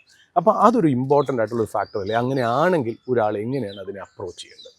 ലിക്വിഡിറ്റിയുടെ കാര്യം പറയുമ്പോൾ നമ്മൾ ആദ്യം ഒരു എമർജൻസി ഒരു പേഴ്സണൽ എമർജൻസി പല രീതിയിൽ നമുക്ക് ഡിഫൈൻ ചെയ്യാമല്ലോ. ഒരു ഹെൽത്ത് ഇഷ്യൂസ് അല്ലെന്നുണ്ടെങ്കിൽ ആ രീതിയിലുള്ള ഒരു എമർജൻസി ആണെങ്കിൽ ഞാൻ നേരത്തെ സൂചിപ്പിച്ച പോലെ നമ്മൾ യങ് ഏജിൽ തന്നെ നമ്മൾ അഡിക്വേറ്റ് ആയിട്ടുള്ള ഹെൽത്ത് ഇൻഷുറൻസ് എടുക്കുക. ബിക്കോസ് ഓഫ് ഇന്നത്തെ ഒരു കാലത്ത് നമുക്കത് ആഫ്റ്റർ കോവിഡ് നമുക്ക് വളരെ പല കാര്യങ്ങളും നമ്മൾ വിചാരിക്കാത്ത കാര്യങ്ങളൊക്കെ ഒരു ചെറിയ വൈറസ് തന്നെ എന്ന് മാത്രം അത് സ്റ്റിൽ കണ്ടിന്യൂ അതിന്റെ ആഫ്റ്റർ എഫക്ട്. അതുപോലെ കോസ്റ്റും ഭയങ്കരമായിട്ട് ഇൻക്രീസ് ചെയ്യും ഹോസ്പിറ്റൽ. കാരണം സൂരജ് ഒരു കാര്യം നമ്മൾ ഡേറ്റ നോക്കിക്കഴിഞ്ഞാൽ നമ്മുടെ രാജ്യത്തെ mortality rate is coming down. അപ്പോൾ അതിൽ ഏറ്റവും വലിയ ഒരു താങ്ക്സ് കൊടുക്കേണ്ടത് നമ്മുടെ ഡോക്ടേഴ്സിനും നമ്മളുടെ മെഡിക്കൽ സയൻസിനും. അപ്പോൾ അതോടൊപ്പം തന്നെ കോസ്റ്റ് കൂടുന്നുമുണ്ട്. അപ്പോൾ പണ്ട് ഒരു 1 ലക്ഷം രൂപ 2 ലക്ഷം രൂപയൊക്കെ നമുക്കൊരു ഇൻഷുറൻസ് കവറേജ് വേണ്ട ഒരു സാഹചര്യത്തിൽ ഇപ്പോൾ അതുപോലെ. അപ്പോൾ പലപ്പോഴും ഞാൻ കാണുന്നത് ഒരു ഫോഴ്സ്ഡ് സെല്ലിംഗ് പ്രോഡക്റ്റായിട്ടാണ് ഇൻഷുറൻസിനെ കാണുന്നത്. അവൻ പുറകെ നടന്ന് നിർബന്ധിച്ചുകൊണ്ട് ഞാനൊരു പോളിസി എടുത്തു എന്ന് പറയുന്നവരാ പലരും. ആക്ച്വലി അതിൻ്റെ നീഡ് എന്താണെന്ന് മനസ്സിലാക്കുന്നില്ല എന്നുള്ളതാണ്. അപ്പോൾ ആക്ച്വലി അഡിക്വേറ്റ് ആയിട്ടുള്ള നമുക്കൊരു ഹെൽത്ത് കവറേജ് നമുക്കും നമ്മളുടെ ഫാമിലിക്കും അല്ലെങ്കിൽ നമ്മുടെ ഡിപ്പെൻഡൻസിനും ഉണ്ടെങ്കിൽ ഒരു വലിയൊരു ശതമാനം നമ്മുടെ എമർജൻസി സാധനങ്ങൾ അങ്ങ് കവർ ചെയ്യും. പിന്നെ വരുന്ന എമർജൻസി എന്ന് പറയുന്ന ഒരു പ്ലാൻഡ് ആയിട്ടുള്ള കാര്യങ്ങളായിരിക്കാം. ഒരു എമർജൻസി എന്നുള്ള ഒരു സിറ്റുവേഷൻ പിന്നെ എൻ്റെ മനസ്സിൽ കയറി വരുന്നില്ല. കാരണം ഈ ഹെൽത്ത് റിലേറ്റഡ് ആയിട്ടുള്ള എമർജൻസി ആകാം, അത് കഴിഞ്ഞ ശേഷമുള്ള ഒരു എമർജൻസി എന്നൊക്കെ നോക്കുകയാണെങ്കിൽ ഒരു പ്ലാൻ നമുക്ക് സമയം കിട്ടും. അപ്പം ഈ ഹെൽത്ത് ആണ് നമ്മുടെ കയ്യിൽ നിൽക്കാത്തൊരു എക്സാക്ട്ലി അത് നമ്മളുടെ നമുക്ക് വി കനോട്ട് ഒരു രീതിയിൽ നമുക്ക് ഡിഫൈൻ ചെയ്യാൻ പറ്റത്തില്ല നമുക്ക് എതിരെ. അപ്പോൾ അഡിക്വേറ്റ് ആയിട്ടുള്ളൊരു ഹെൽത്ത് കവറേജ് നമുക്കും ഫാമിലിക്കും ഉണ്ടാവും എന്നുള്ള ആദ്യം നമ്മളൊരു ബോധ്യപ്പെടുത്തുക. അത് പലതരത്തിലുള്ള നമുക്ക് പ്ലാനുകളും സ്കീമുകളൊക്കെ ഉണ്ട്. അത് നന്നായിട്ട് സ്റ്റഡി ചെയ്തിട്ട് അതിൻ്റെ കവറേജസ് എന്തൊക്കെയാണെന്ന് ബോധ്യം നമുക്ക് വേണം. അതല്ലാതെ നമ്മൾ എന്തെങ്കിലും ഒരു പോളിസി എടുത്ത് ഫൈനലി നമ്മുടെ ഒരു ക്ലെയിം അല്ലെങ്കിൽ ആ ഒരു സ്റ്റേജിലേക്ക് വരുമ്പോൾ അതൊന്നും അതിൻ്റെ അകത്ത് കവർ ചെയ്യുന്നില്ലല്ലോ എന്നൊക്കെ ഉള്ള ഒരു തോന്നൽ വരാതിരിക്കാനായിട്ട് അതിനെപ്പറ്റി നന്നായിട്ട് സ്റ്റഡി ചെയ്യുക. ഒത്തിരി സ്കീമുകളും ഒത്തിരി ഇൻഷുറൻസ് മാനുഫാക്ചേഴ്സ് അണ്ടർ റൈറ്റിംഗ് കമ്പനീസുകൾ പല സ്കീമുകളുണ്ട്. ഒരു സ്പൈസി ആയിട്ടുള്ള സാധനങ്ങൾ കണ്ടതിൽ വീഴാതെ നമുക്ക് വേണ്ട റിക്വയർമെൻറ്റ് അതിൻ്റെ അകത്തുണ്ടോ എന്നുള്ളത് ആദ്യം ബോധ്യപ്പെടുത്തുക. കറക്റ്റായിട്ടുള്ള പോളിസീസാണോ? ഇപ്പോൾ നേരത്തെ സൂചിപ്പിച്ച പോലെ വളരെ യങ് ഏജിലാണ് ഹെൽത്ത് ഇൻഷുറൻസ് എടുക്കേണ്ടത്. ഓക്കെ. അപ്പോൾ പലപ്പോഴും ഞാൻ ചില കസ്റ്റമേഴ്സ് പറഞ്ഞു കേട്ടിട്ടുണ്ട് അല്ലെങ്കിൽ അവർ സംസാരിക്കുന്ന കേട്ടിട്ടുണ്ട്, എനിക്ക് കഴിഞ്ഞ വർഷം ഞാൻ പോളിസി എടുത്തെങ്കിൽ എനിക്ക് പ്രയോജനമൊന്നും കിട്ടിയില്ല എന്നുള്ളത്. അതായത് ഇവർ ഇൻവെസ്റ്റ്മെൻറ്റുമായിട്ട് കണക്ട് ചെയ്യുന്നുണ്ട്. ഒരു ഹെൽത്ത് ഇൻഷുറൻസിന് നമുക്കൊരു പ്രയോജനം കിട്ടുന്നതെന്ന് പറഞ്ഞാൽ നമുക്കൊരു ഹോസ്പിറ്റലൈസേഷൻ നടക്കുമ്പോഴാണ്. ഹോണസ്റ്റ്ലി അങ്ങനെ ഞങ്ങളും പോളിസീസ് ഒരു കസ്റ്റമറിന് കൊടുക്കുമ്പോൾ ഞാനും സ്റ്റാഫിനോടൊക്കെ പറയാറുള്ള പ്രാർത്ഥിച്ചുകൊണ്ട് കൊടുക്കുക, അത് പ്രയോജനപ്പെടരുത് എന്നുള്ളതാണ്. കാരണം അത് ക്ലെയിം ചെയ്ത പണം കിട്ടുന്നതിനപ്പുറം ഒരു മെൻ്റൽ അഗണി എന്ന് പറയുന്നത് നമുക്കത് അതിനൊരു വാല്യൂ നിർവചിക്കാനേ പറ്റത്തില്ല. അപ്പം പ്രൈസ്ലെസ് ആണ് അത്. അപ്പം ആ ഇൻഷുറൻസ് എടുത്തു എന്നുകൊണ്ട് അതിന് ഒരു ബെനിഫിറ്റ് കിട്ടിയില്ല എന്നൊരിക്കലും ചിന്തിക്കരുത്. കാരണം അതൊരു ഇൻവെസ്റ്റ്മെൻ്റ് എന്നല്ല, ആംഗിളിലല്ല നമ്മൾ ചിന്തിക്കേണ്ടത്. അത് നമ്മളുടെ ഈ പറഞ്ഞ റിസ്ക് വന്നാൽ നമ്മളുടെ ലൂസ് അവർ പോക്കറ്റ്, നമ്മുടെ വെൽത്ത് നമ്മൾ നഷ്ടപ്പെടുക, അത് ഒഴിവാക്കുക. അപ്പം ഈ മേജർ ഒരു ഇമ്മീഡിയറ്റ് ആവശ്യങ്ങളൊക്കെ നമുക്ക് ഒരു പരിധി വരെ നമുക്ക് അഡിക്വേറ്റ് ആയിട്ടുള്ള ഇൻഷുറൻസ്, നമുക്ക് ഹോം ഇൻഷുറൻസ് ആണെന്നുണ്ടെങ്കിൽ നമ്മളുടെ നാച്ചുറൽ കലാമിറ്റീസോ അങ്ങനെയുള്ള കാര്യങ്ങൾ, ഓഫ് കോഴ്സ് വെഹിക്കിൾ ഇൻഷുറൻസ് എല്ലാവരും എടുക്കാറുണ്ട്, അതൊരു മാൻഡേറ്ററി ആണെന്നുള്ള തോന്നലുള്ളതുകൊണ്ട് എല്ലാവരും അങ്ങനെ തീർച്ചയായിട്ടും. അതേപോലെ തന്നെ മറ്റുള്ള ഓരോ സംഗതികളും നമുക്ക് ഇൻഷുറൻസ് എടുക്കുക. ഈവൻ പെറ്റ്സിനെ പോലെ നമ്മളിപ്പോൾ ഇൻഷുർ ചെയ്യുന്നുണ്ട്. അപ്പം നമ്മുടെ എന്തൊക്കെ അസറ്റുകൾ നമുക്ക് കവർ ചെയ്യണമെന്നുള്ളത് മനസ്സിലാക്കിക്കൊണ്ട് നമുക്ക് ഇൻഷുറൻസ് എടുക്കുക. അപ്പോൾ ആ പാർട്ടിൻ്റെ ആദ്യത്തെ ഒരു പോർഷൻസ് കവർ ചെയ്തു. പിന്നെ ഒരു എമർജൻസി ലിക്വിഡിറ്റി എന്നുള്ള ഒരു ഇഷ്യൂ വരുവാണെന്നുണ്ടെങ്കിൽ ആണ് നമുക്ക് ഈ പെട്ടെന്ന് ലിക്വിഡേറ്റ് ചെയ്യാവുന്ന അസറ്റ് ക്ലാസ്സിൽ ഇടുകയാണെന്നുണ്ടെങ്കിൽ നമുക്ക് ഇക്വിറ്റി ആയിക്കോട്ടെ ഒരു ബിസിനസ് T+1 ഡേയ്സിൽ നമുക്കത് പൈസ തിരിച്ചെടുക്കാം. അതേപോലെ ഒത്തിരി പിന്നെ മ്യൂച്വൽ ഫണ്ട്സ് ആകട്ടെ, മ്യൂച്വൽ ഫണ്ട്സിൻ്റെ ലിക്വിഡ് സ്കീംസും ഉണ്ട്. വളരെ ഈ ചെറിയ എമൗണ്ടുകളൊക്കെ മാത്രം പാർക്ക് ചെയ്താൽ മതി സേവിങ്സിലേക്ക്. കാരണം അതിനകത്ത് എനിക്കുള്ള ഒരു അഭിപ്രായം എന്താണെന്ന് വെച്ച് കഴിഞ്ഞാൽ, ഒരു ഇൻവെസ്റ്റ്മെൻറ്റ് അല്ലെങ്കിൽ സേവിങ്സ് ആകട്ടെ, അതൊരു ഇൻവെസ്റ്റ്മെൻറ്റ് അല്ലെങ്കിൽ സേവിങ്സ് എന്ന് നമ്മൾ പറയുമ്പോൾ അതിൽ നിന്ന് കിട്ടുന്ന റിട്ടേൺ നമ്മുടെ ഒരു ഇൻഫ്ലേഷനെ ബീറ്റ് ചെയ്യണം. ഇൻഫ്ലേഷനെ ബീറ്റ് ചെയ്യാത്തിടത്തോളം കാലം നമുക്ക് അതിനൊരു Investment ആയിട്ട് consider ചെയ്യാൻ പറ്റത്തില്ല. അപ്പം നമ്മൾ പലപ്പോഴും കാണുന്ന ഒരു തെറ്റിദ്ധാരണ, പെട്ടെന്ന് എടുക്കാൻ അല്ലെങ്കിൽ കൺവീനിയൻസിന് sizeable amount will be park in our savings bank where we are getting hardly 3 to 4% കിട്ടത്തുള്ളൂ. അപ്പോൾ അതൊരു പക്ഷേ ഇൻഫ്ലേഷനെ ബീറ്റ് ചെയ്യുന്നില്ല. അതങ്ങനെ ലോങ് ടൈമിലേക്ക് കിടക്കുകയാണെന്നുണ്ടെങ്കിൽ റിയലി വി ആർ ലൂസിങ്.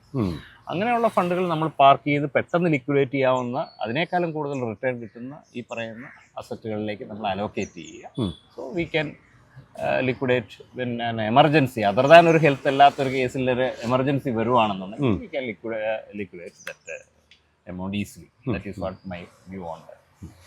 അപ്പോൾ ഇതിൽ രാകേഷിൻ്റെ അഭിപ്രായത്തിൽ ഇപ്പോൾ നമ്മളിപ്പോൾ ഒരുപാട് വീഡിയോയും അല്ലെങ്കിൽ ഒരുപാട് അഡ്വൈസും വരുന്നത് നിങ്ങളുടെ 100 രൂപ ഉണ്ടെങ്കിൽ അതിൽ ഇത്ര രൂപ ഇക്വിറ്റീസിൽ, ഇത്ര രൂപ ഫിക്സഡ് ഡെപ്പോസിറ്റിൽ, ഇത്ര രൂപ, അങ്ങനെയാണല്ലോ സാധാരണ ഇത് പറഞ്ഞു വരും.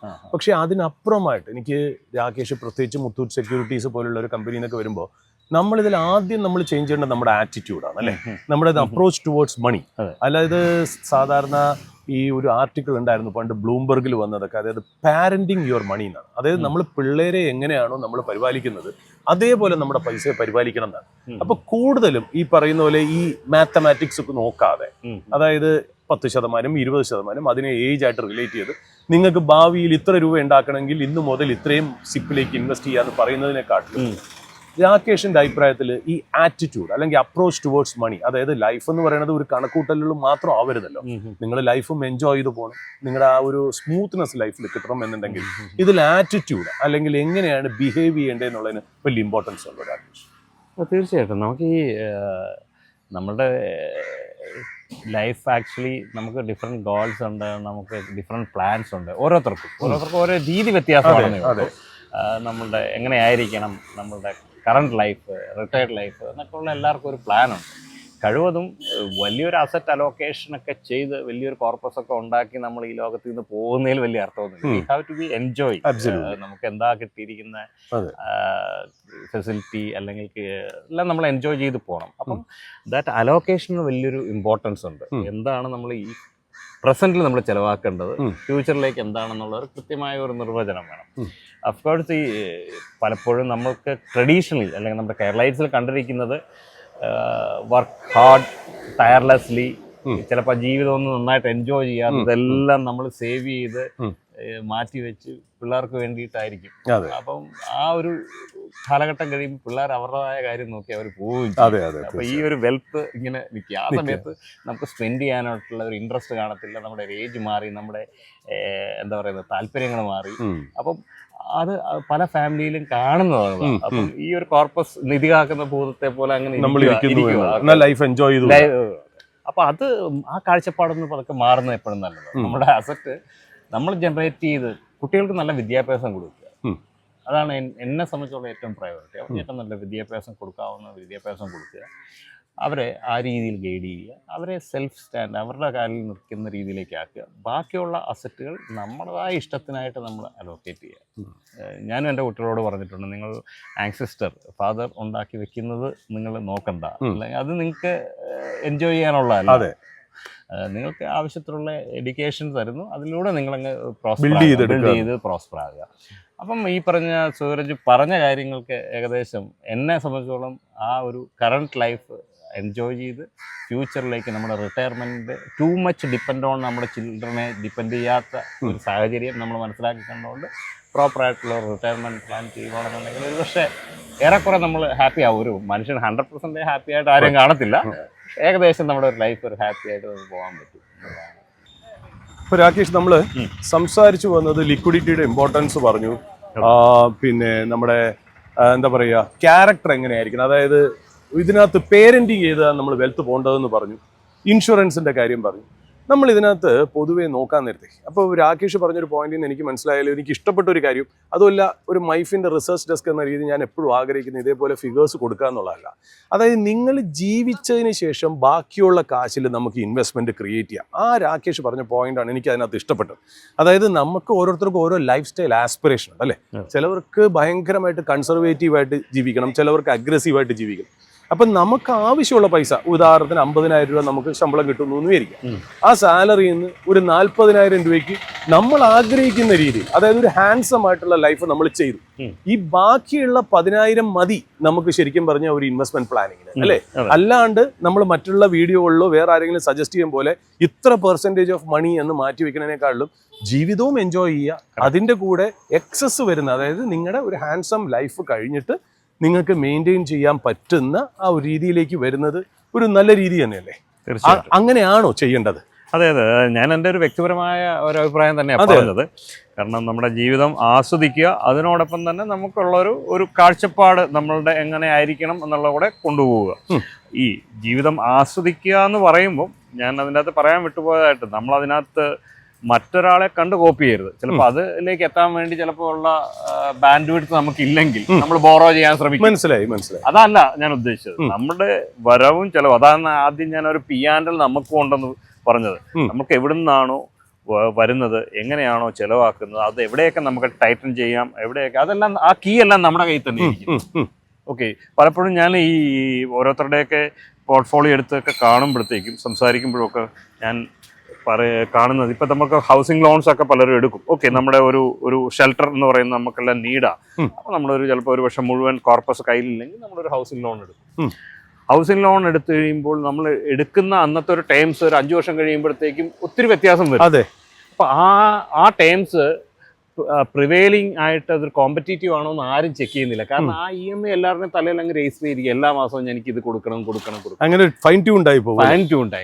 അവിടെ ചിലപ്പോൾ ഒരുപക്ഷെ നമുക്കൊന്ന് സ്വിച്ച് ചെയ്യുകയാണെങ്കിൽ, മറ്റൊരു ഇൻസ്റ്റിറ്റ്യൂഷനിലേക്ക് മാറുവാണെങ്കിൽ ചിലപ്പോൾ അവിടെ ഒരു സേവിങ്സ് ഉണ്ടാകും. കാരണം ആരും അതിന് മെനക്കെടാനായിട്ടുള്ള ഒരു മാനസികാവസ്ഥ ഉണ്ടാകത്തില്ല. കാരണം ഇനി ഈ പേപ്പർ വർക്കൊക്കെ ചെയ്യണം. ഓക്കെ, അപ്പോൾ അവിടുന്ന് ആ ഒരു സ്വിച്ച്, ഇതേപോലെ നമ്മളുടെ ഇൻഡിവിജ്വലി ഓരോ കാര്യങ്ങളും നമുക്ക് നോക്കുകയാണെങ്കിൽ നമുക്ക് വരവും ചെലവും തമ്മിലുള്ള ഗ്യാപ്പുകൾ പലയിടത്തും നമുക്ക് മാനേജ് ചെയ്യാം. ആ ഒരു ഡിഫറൻസ് നമുക്ക് ഒരു സേവിങ്സ് ആയിട്ടോ നമുക്ക് നമ്മുടെ ലൈഫ് എൻജോയ് ചെയ്യാനുള്ള ഒരു എക്സ്പെൻഡിച്ചർ അല്ലെങ്കിൽ അലോക്കേഷനായിട്ടോ നമുക്ക് തീർച്ചയായിട്ടും കൊണ്ടുപോകാൻ പറ്റും. അപ്പം ഇതിനായിട്ടൊന്നും നമ്മൾ പോയി ഒരു ബോറോ ചെയ്ത് വലിയൊരു ലയബിലിറ്റി ഒന്നും ഉണ്ടാക്കേണ്ട കാര്യമില്ല. അപ്പം നമ്മളുടെ കാര്യങ്ങളിൽ തന്നെ ഇരിപ്പുണ്ട്, നമ്മുടെ കയ്യിൽ തന്നെ ഉണ്ട് അതിൻ്റെ കീസ്. അപ്പം നമുക്കത് കൂടുതലൊരു എക്സ്പെർട്ടൈസ്, ഒരു അഡ്വൈസ് വേണ്ടപ്പോൾ മാത്രം നമുക്ക് മറ്റൊരു ഇൻസ്റ്റിറ്റ്യൂഷനെയോ അല്ലെങ്കിൽ ഒരു പ്രൊഫഷണൽസിനെയോ ഡിപ്പെൻഡ് ചെയ്താൽ മതി. അല്ലെങ്കിൽ ഈ കാര്യങ്ങളൊക്കെ നമുക്ക് സ്വായത്തമാക്കാവുന്ന കാര്യമേ ഉള്ളൂ. കുറച്ച് പേഷ്യൻസ് വേണം. ആദ്യം പറഞ്ഞ പോലെ കുറച്ച് കാര്യങ്ങൾ, ബേസിക് കുറച്ച് കാര്യങ്ങളെങ്കിലും മനസ്സിലാക്കാനായിട്ടുള്ള ഒരു താല്പര്യവും കൂടെ വേണം.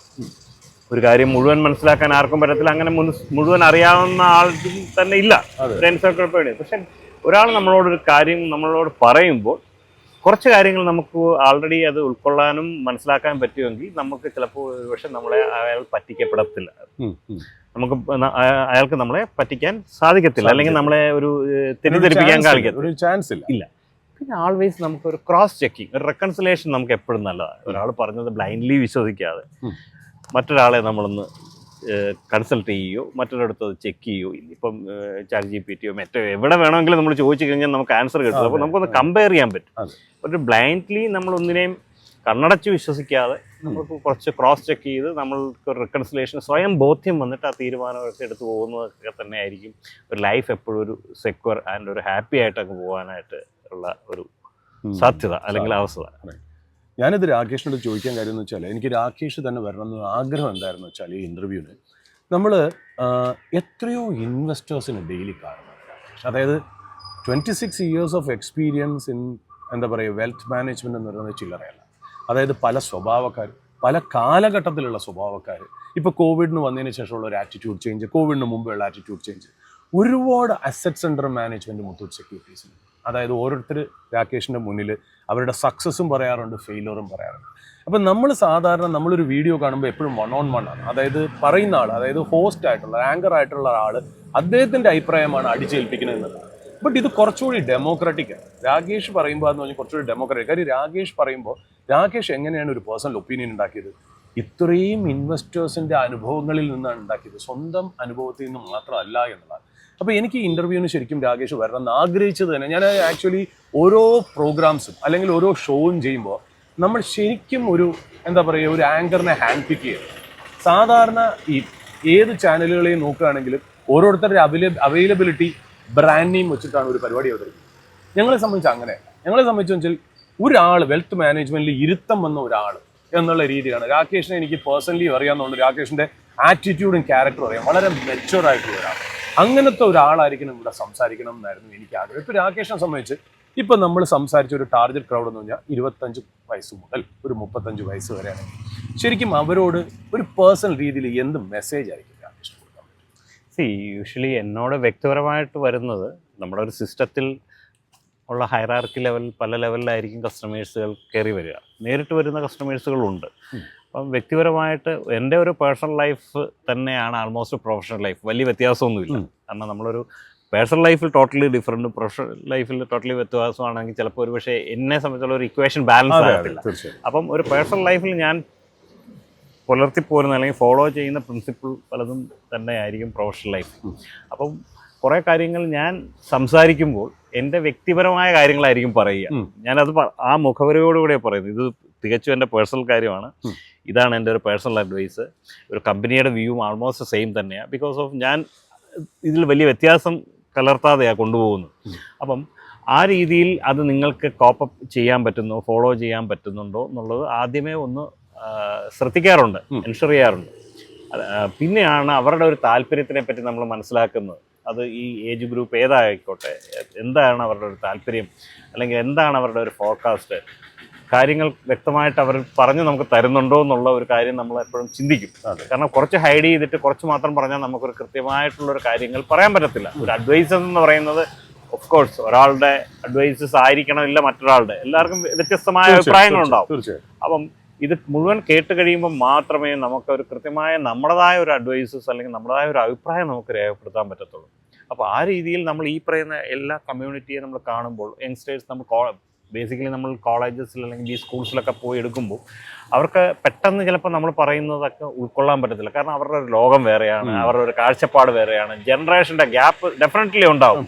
പക്ഷേ എൻഡ് ഓഫ് ദി ഡേ നമ്മൾ പറഞ്ഞു തീരുമ്പോൾ എന്തൊക്കെയോ കൊള്ളാം എന്നുള്ളൊരു തോന്നൽ അവർക്ക് ഉണ്ടായെങ്കിൽ ആ ഒരു പോസിറ്റീവ് വൈബ് അതേ ഉള്ളൂ നമ്മൾ ഉദ്ദേശിക്കുന്നത്. അല്ലാതെ നമ്മൾ പറഞ്ഞ മുഴുവൻ അവരെ കൺസീവ് ചെയ്ത് അത് തന്നെ അവർ റിപ്ലിക്ക് ചെയ്യണമെന്നൊന്നും നമ്മൾ പിടിക്കാൻ പറ്റത്തുമില്ല. അങ്ങനെ ചിന്തിക്കുന്നത് തന്നെ തെറ്റാ, ഒരു മണ്ടത്തരം തന്നെയാണ്. അപ്പം നമ്മൾ പറയുന്നതിൽ ഒരു സ്പാർക്ക്, ഒരു കാര്യം കുറച്ചെങ്കിലും അവർക്ക് കിട്ടി അതവരുടെ ലൈഫിൽ അത് ഹെൽപ്ഫുള്ളായി അല്ലെങ്കിൽ ആകുമ്പോൾ മാത്രമായിരിക്കും അവർ സാറ്റിസ്ഫൈ ആകുക. അത് ചിലപ്പം ഓവർനൈറ്റ് ഒന്നും സംഭവിക്കത്തൊന്നുമില്ല. അത് അവരുടെ ലൈഫിൽ മുന്നോട്ട് പോകുമ്പോഴായിരിക്കും ഓരോ കാര്യങ്ങൾ അത് പ്രാവർത്തികമാക്കുമ്പോഴത്തേക്കും ഇങ്ങനെ ഒരു കാര്യത്തിനെ പറ്റി അത് സംസാരിച്ചല്ലോ, അത് ആപ്ലിക്കബിളാക്കി നോക്കാമല്ലോ എന്നൊക്കെ ഉള്ളൊരു ചിന്ത അപ്പോഴായിരിക്കും വരുന്നത്. ഇമ്മീഡിയറ്റ് ചിലപ്പോൾ ആകണമെന്നില്ല. അപ്പം സോ നമുക്ക് ഉള്ള പരിജ്ഞാനമോ അല്ലെങ്കിൽ നമുക്ക് കിട്ടിയിരിക്കുന്ന അറിവ് ഈ പറഞ്ഞ പോലെ ജനറേഷനിൽ നിന്ന് കിട്ടിയിരിക്കുന്നതാവും, അല്ലെങ്കിൽ പ്രൊഫഷനിൽ നിന്ന് കിട്ടിയിരിക്കാവും, അല്ലെങ്കിൽ സൂരജ് പറഞ്ഞ പോലെ ഈ പല കാറ്റഗറിയിൽ പല തരത്തിലുള്ള കസ്റ്റമേഴ്സിനെ കണ്ട് അവരുടെ അനുഭവങ്ങളും അപ്പോഴും നമ്മളുടെ നോളജ് കൂടുക, അവരുടെ അനുഭവങ്ങളും കിട്ടുമ്പോഴത്തേക്കും. അല്ലാതെ നമ്മൾ മാത്രം വൺ സൈഡ് ആകുകയല്ല. ഒരു റേഡിയോ ടോക്കല്ല ഞാൻ എപ്പോഴും, തിരിച്ചും അവരിൽ നിന്ന് കേൾക്കുമ്പോൾ പല പുതിയ ലൂപ്പ് വേണം. പുതിയ കാര്യങ്ങൾ ചിലപ്പോൾ നമ്മൾ പഠിക്കുകയായിരിക്കും. അപ്പൊ ഇതെപ്പോഴും ഇതങ്ങോട്ട് ഷെയർ ചെയ്യുക എന്നുള്ളതാണ് നമ്മളുടെ ബേസിക് കാര്യങ്ങൾ, റൊട്ടീനിലുള്ള കാര്യങ്ങൾ. അപ്പം അത് യങ് കമ്മ്യൂണിറ്റി ആകട്ടെ, ഒരു മിഡിൽ ഏജ് ആകട്ടെ, റിട്ടയർ ഹാൻഡ് ആകട്ടെ, ഈ കാര്യങ്ങളെല്ലാം ഞാൻ ഈ ഒരു രീതിയിൽ തന്നെയാണ്. അവരെ കാറ്റഗറി വ്യത്യാസമായിട്ട് പ്രത്യേക അഡ്വൈസസ് ഒന്നും കൊടുക്കാറില്ല. ഓരോ കാറ്റഗറിയിലും നമുക്ക് അവരുടെ ഒരു എടുക്കാവുന്ന റിസ്ക് അപ്പറ്റൈറ്റ് അല്ലെങ്കിൽ നീഡ്, കാര്യങ്ങൾ, എല്ലാ സിറ്റുവേഷൻസ് എല്ലാം മനസ്സിലാക്കിയിട്ട് ഫൈനൽ ഡിസിഷൻ അവർ തന്നെ എടുക്കേണ്ടത്. നമ്മളൊന്നും അടിച്ചേൽപ്പിക്കുന്നില്ല. അതുകൊണ്ട് നമ്മളുടെ ഒരു വെൽത്ത് മാനേജർ എന്ന് പറയുമ്പോൾ ഒരു സാധാരണ ഇൻഡസ്ട്രിയിൽ കാണുന്ന വെൽത്ത് മാനേജ്മെൻറ്റ് കമ്പനി അല്ലെങ്കിൽ വെൽത്ത് മാനേജർ എന്ന് പറഞ്ഞാൽ ഏതെങ്കിലും ഒരു പർട്ടിക്കുലർ പ്രോഡക്റ്റ്, ഒന്നെങ്കിൽ ഇൻഷുറൻസ് അല്ലെങ്കിൽ മ്യൂച്വൽ ഫണ്ട്, അങ്ങനെയല്ല. ആക്ച്വലി ഞങ്ങളുടെ ഒരു കാഴ്ചപ്പാട്, we should have an array of assets. Except real estate മാത്രമേ നമ്മൾ ഇല്ലാതെ ഉള്ളൂ. ബാക്കി എല്ലാ അറേ ഓഫ് അസറ്റ്സ് നമുക്കുണ്ട്. അത് ആണ് നമ്മൾ ഓരോരുത്തർക്കും പ്രസൻറ്റ് ചെയ്യുന്നത്. അപ്പം നമ്മൾ അവരുമായിട്ട് ഈ പറയുന്ന ഇൻട്രാക്ഷനിൽ തന്നെ നമുക്ക് ഏകദേശം ഒരു ധാരണയിലെത്താം ഇവരുടെ മനസ്സിൽ എന്താ ഉള്ളത് അല്ലെങ്കിൽ ഏതായിരിക്കും. അത് മുഴുവൻ മാറ്റി നിർത്തിയിട്ട് ഇപ്പുറത്തോട്ട് പോകണം എന്നൊരിക്കലും നമ്മൾ പറയത്തില്ല. അതിൽ നിന്ന് തന്നെ ബാക്കിയുള്ള കാര്യങ്ങൾ എങ്ങനെയൊക്കെ നിർവചിക്കാം, എങ്ങനെയൊക്കെ ചെയ്യാം എന്നുള്ള ഒരു കൺക്ലൂഷനിലേക്ക് എത്തുക നമ്മൾ ചെയ്യുക. അല്ലാതെ നമ്മളൊരു സൂരജ് ആദ്യം സൂചിപ്പിച്ച ഒരെണ്ണം അടിച്ചേൽപ്പിക്കുന്ന യാതൊരു കാര്യമില്ല. കാരണം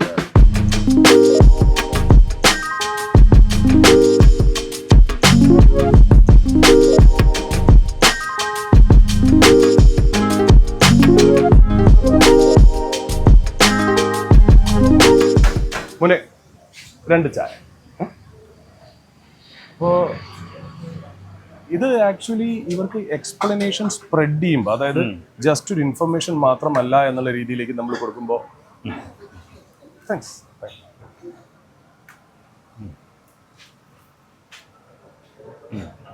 ആ ആൾക്കാർക്ക് അതിൻ്റെതായ ഒരു ബെനിഫിറ്റ് കിട്ടുന്നുണ്ട്, മനസ്സിലാവുന്നുണ്ട്. അപ്പോൾ അതൊരു വളരെ സന്തോഷകരമായിട്ടുള്ള കാര്യം, നമുക്ക് എൻജോയ് ചെയ്ത് ഇല്ല. That's fine. അത് ഇത് സോസർ ഇല്ലാതെ ഇത് പിടിക്കാൻ നോക്കില്ല. ഈ ബ്ലാക്ക് ടീ ആയതുകൊണ്ട് ഭയങ്കര ഇറ്റ്സ് ടു ഹോട്ട് എന്നുള്ള രീതി.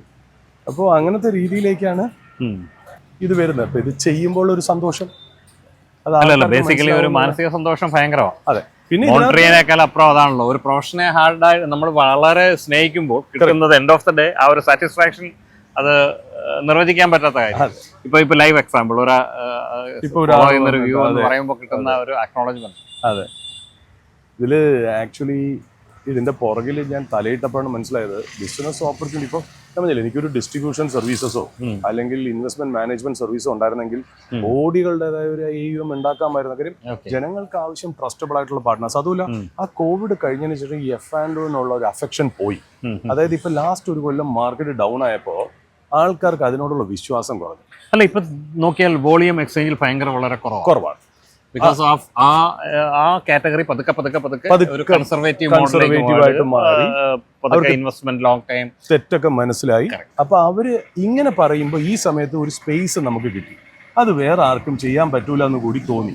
അപ്പൊ അതുകൊണ്ടാണ് അതിനകത്തൊരു സ്പേസ്. നമ്മുടെ ഒരു ഇന്ത്യൻ ഈ മാർക്കറ്റ് വിസാവി സൂരജിന്റെ ഒരു അനലൈസ് ചെയ്തപ്പോൾ വിസാവി How are you? All well? Sugam? Good. For a coffee? Yeah. Yes. Powerful. Discussing on the financials. Absolutely. ഞങ്ങൾക്ക് അതല്ലാതെ വേറെ ഒന്നും സംസാരിക്കാനില്ല. The market Show good time കാണാറുണ്ടോ? to enter. Market good time to Always, enter. anytime. What a show, man. Thank you. What an insight. You're giving the best insights. Thank you so much. Right. Thank you so much. The show must go on. Absolutely. All well otherwise? Yeah, going on. Suresh Rakesh, Kana. Right, Suresh. Bye. After the shoot. പഴയ ഫ്രണ്ടാ. അതെ. അപ്പോൾ ഈ ഇതേപോലെ സൂരജും ഈ show ഉണ്ട്. ഞാൻ പ്രാവശ്യം ഇവിടെ പോയപ്പോഴൊക്കെ പലയിടത്തും വെച്ചിട്ട് കണ്ടിട്ട് പറയും ഇതേപോലെ you continue to do it, ഞങ്ങൾക്ക് മനസ്സിലാവുന്നുണ്ടല്ലോ രീതിയിലാണ്. അല്ല, ഞാൻ പറഞ്ഞു വന്നത് നമ്മുടെ ഇന്റർനാഷണൽ മാർക്കറ്റ് ജോൺസോ മറ്റേ നിക്കിയോ ഒക്കെ വെച്ച് നോക്കുമ്പോൾ നമ്മുടെ ഒരു നമ്മളുടെ ഈ ഇൻഡെക്സസ് ഒക്കെ കുറച്ചൊരു ഓവർ വാല്യൂഡ് ആണോ, ഊതിപ്പീർപ്പിച്ചതാണോ എന്നൊരു തോന്നലുണ്ട്. രണ്ട് കാര്യങ്ങളുണ്ട്. അതായത് ഇന്ത്യൻ മാർക്കറ്റിൽ ഓവർ വാല്യൂഡ് ആണോ എന്ന് വെച്ചാൽ ഇറ്റ്സ് ഓവർ വാല്യൂഡ്, യാതൊരു സംശയമില്ല. രണ്ട് ടൈപ്പിലുള്ള FIS ഉണ്ട്.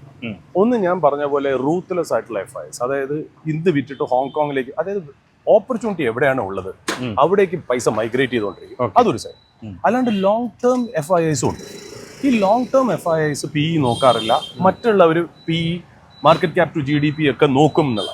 ഇന്ത്യൻ മാർക്കറ്റിൽ രണ്ട് പ്രത്യേകതയുണ്ട് രാകേഷ്. ഒന്നെന്ന് പറയുന്നത് India will always trade at premium. എന്തുകൊണ്ടാണെന്ന് വെച്ചാൽ there is something called a scarcity premium. അതായത് നമ്മളിപ്പോൾ ഒരു 500 കോടി നമ്മുടെ കയ്യിലുണ്ടെന്ന് വിചാരിക്കുക. You buy into any listed company, അവിടെ 75% തൊട്ട് 50% വരെ പ്രൊമോട്ടർ ഹോൾഡിംഗ് ഉണ്ട്. ബാക്കിയുള്ള ഫ്രീ ഫോട്ടിന്റെ 5% 10% നമ്മുടെ കമ്പനിയിൽ നിൽക്കും.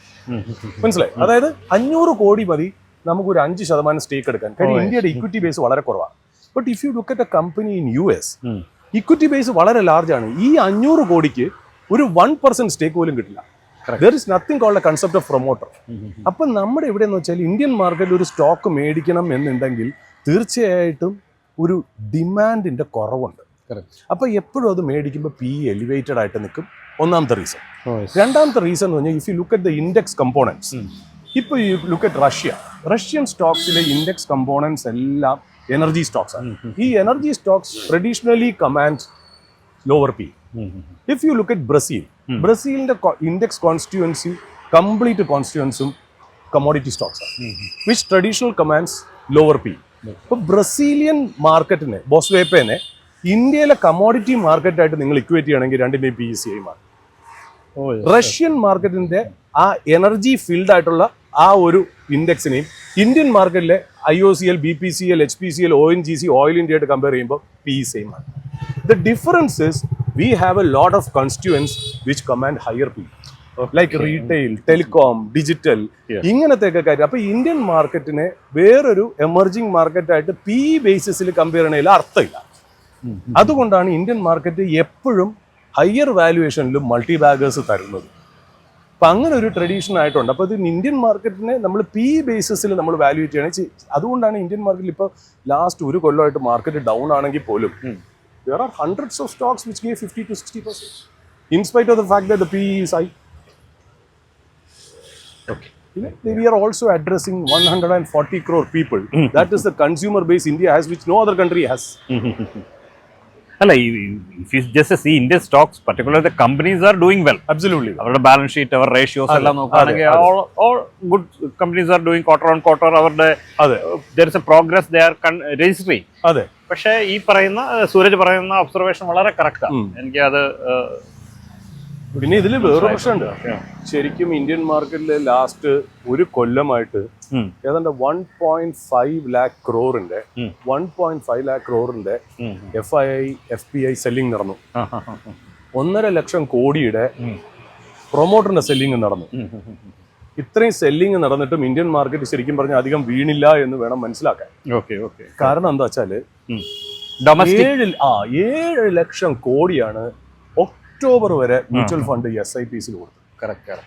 ഐ തിങ്ക് ഒരു കോവിഡിന്റെ ഒരു ഗുണം എനിക്ക് തോന്നുന്നതാണ്. ആ ഒരു പീരീഡിൽ domestic investors, small and medium എല്ലാവരും വരികയും എനിക്ക് തോന്നുന്നു ആ ഡൊമസ്റ്റിക് മാർക്കറ്റ് അത് അല്ലെങ്കിൽ യൂഷ്വലി എവറി കലണ്ടർ ഇയർ വലിയൊരു ഡിപ്പൊക്കെ വരേണ്ടതാണ്. ഈ FIs എല്ലാം വലിച്ചെടുത്തോണ്ട് പോകും. ഒരു 6%, 8% വീഴ്ച അല്ലാതെ ഇത്രയും സെല്ലിംഗ് നടന്നിട്ട് വരാത്തതെന്ന് വെച്ചാൽ that money is being absorb. ബട്ട് ഇതിലൊരു പ്രശ്നമുണ്ട്. ഈ മ്യൂച്വൽ ഫണ്ട്സ് ലെൻസ്കാർട്ടിന്റെ ശരിക്കും പറഞ്ഞാൽ ഞാൻ അതാണ് ഫൈനലി പറഞ്ഞത്. അതായത് നമ്മൾ ഈ കൊടുക്കുന്ന പൈസ മ്യൂച്വൽ ഫണ്ടിന് ഉപയോഗിച്ചിട്ട് അവർ ജുഡീഷ്യസ് ആയിട്ടുള്ള ഡിപ്ലോയ് ചെയ്യുന്നത്. ലെൻസ്കാർട്ടിന്റെ പ്രൊമോട്ടറിനും ഏർലി ഇൻവെസ്റ്ററിനും 70,000 കോടി മാർക്കറ്റ് ക്യാപിൽ എസ്കേപ്പ് ചെയ്യാനാണ് നമ്മൾ വെച്ചത്. ഞാൻ ആ ലിസ്റ്റ് കംപ്ലീറ്റ് എടുത്ത് ഞാൻ ആ വീഡിയോ പറഞ്ഞു.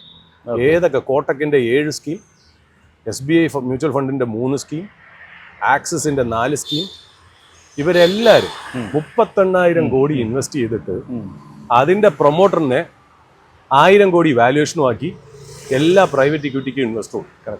അപ്പൊ അതുകൊണ്ട് IPO ലെവലിൽ കുറച്ചൊരു വാല്യുവേഷൻ ബബിൾ ഉണ്ടോ എന്നുള്ളത് ഒരു സംശയം.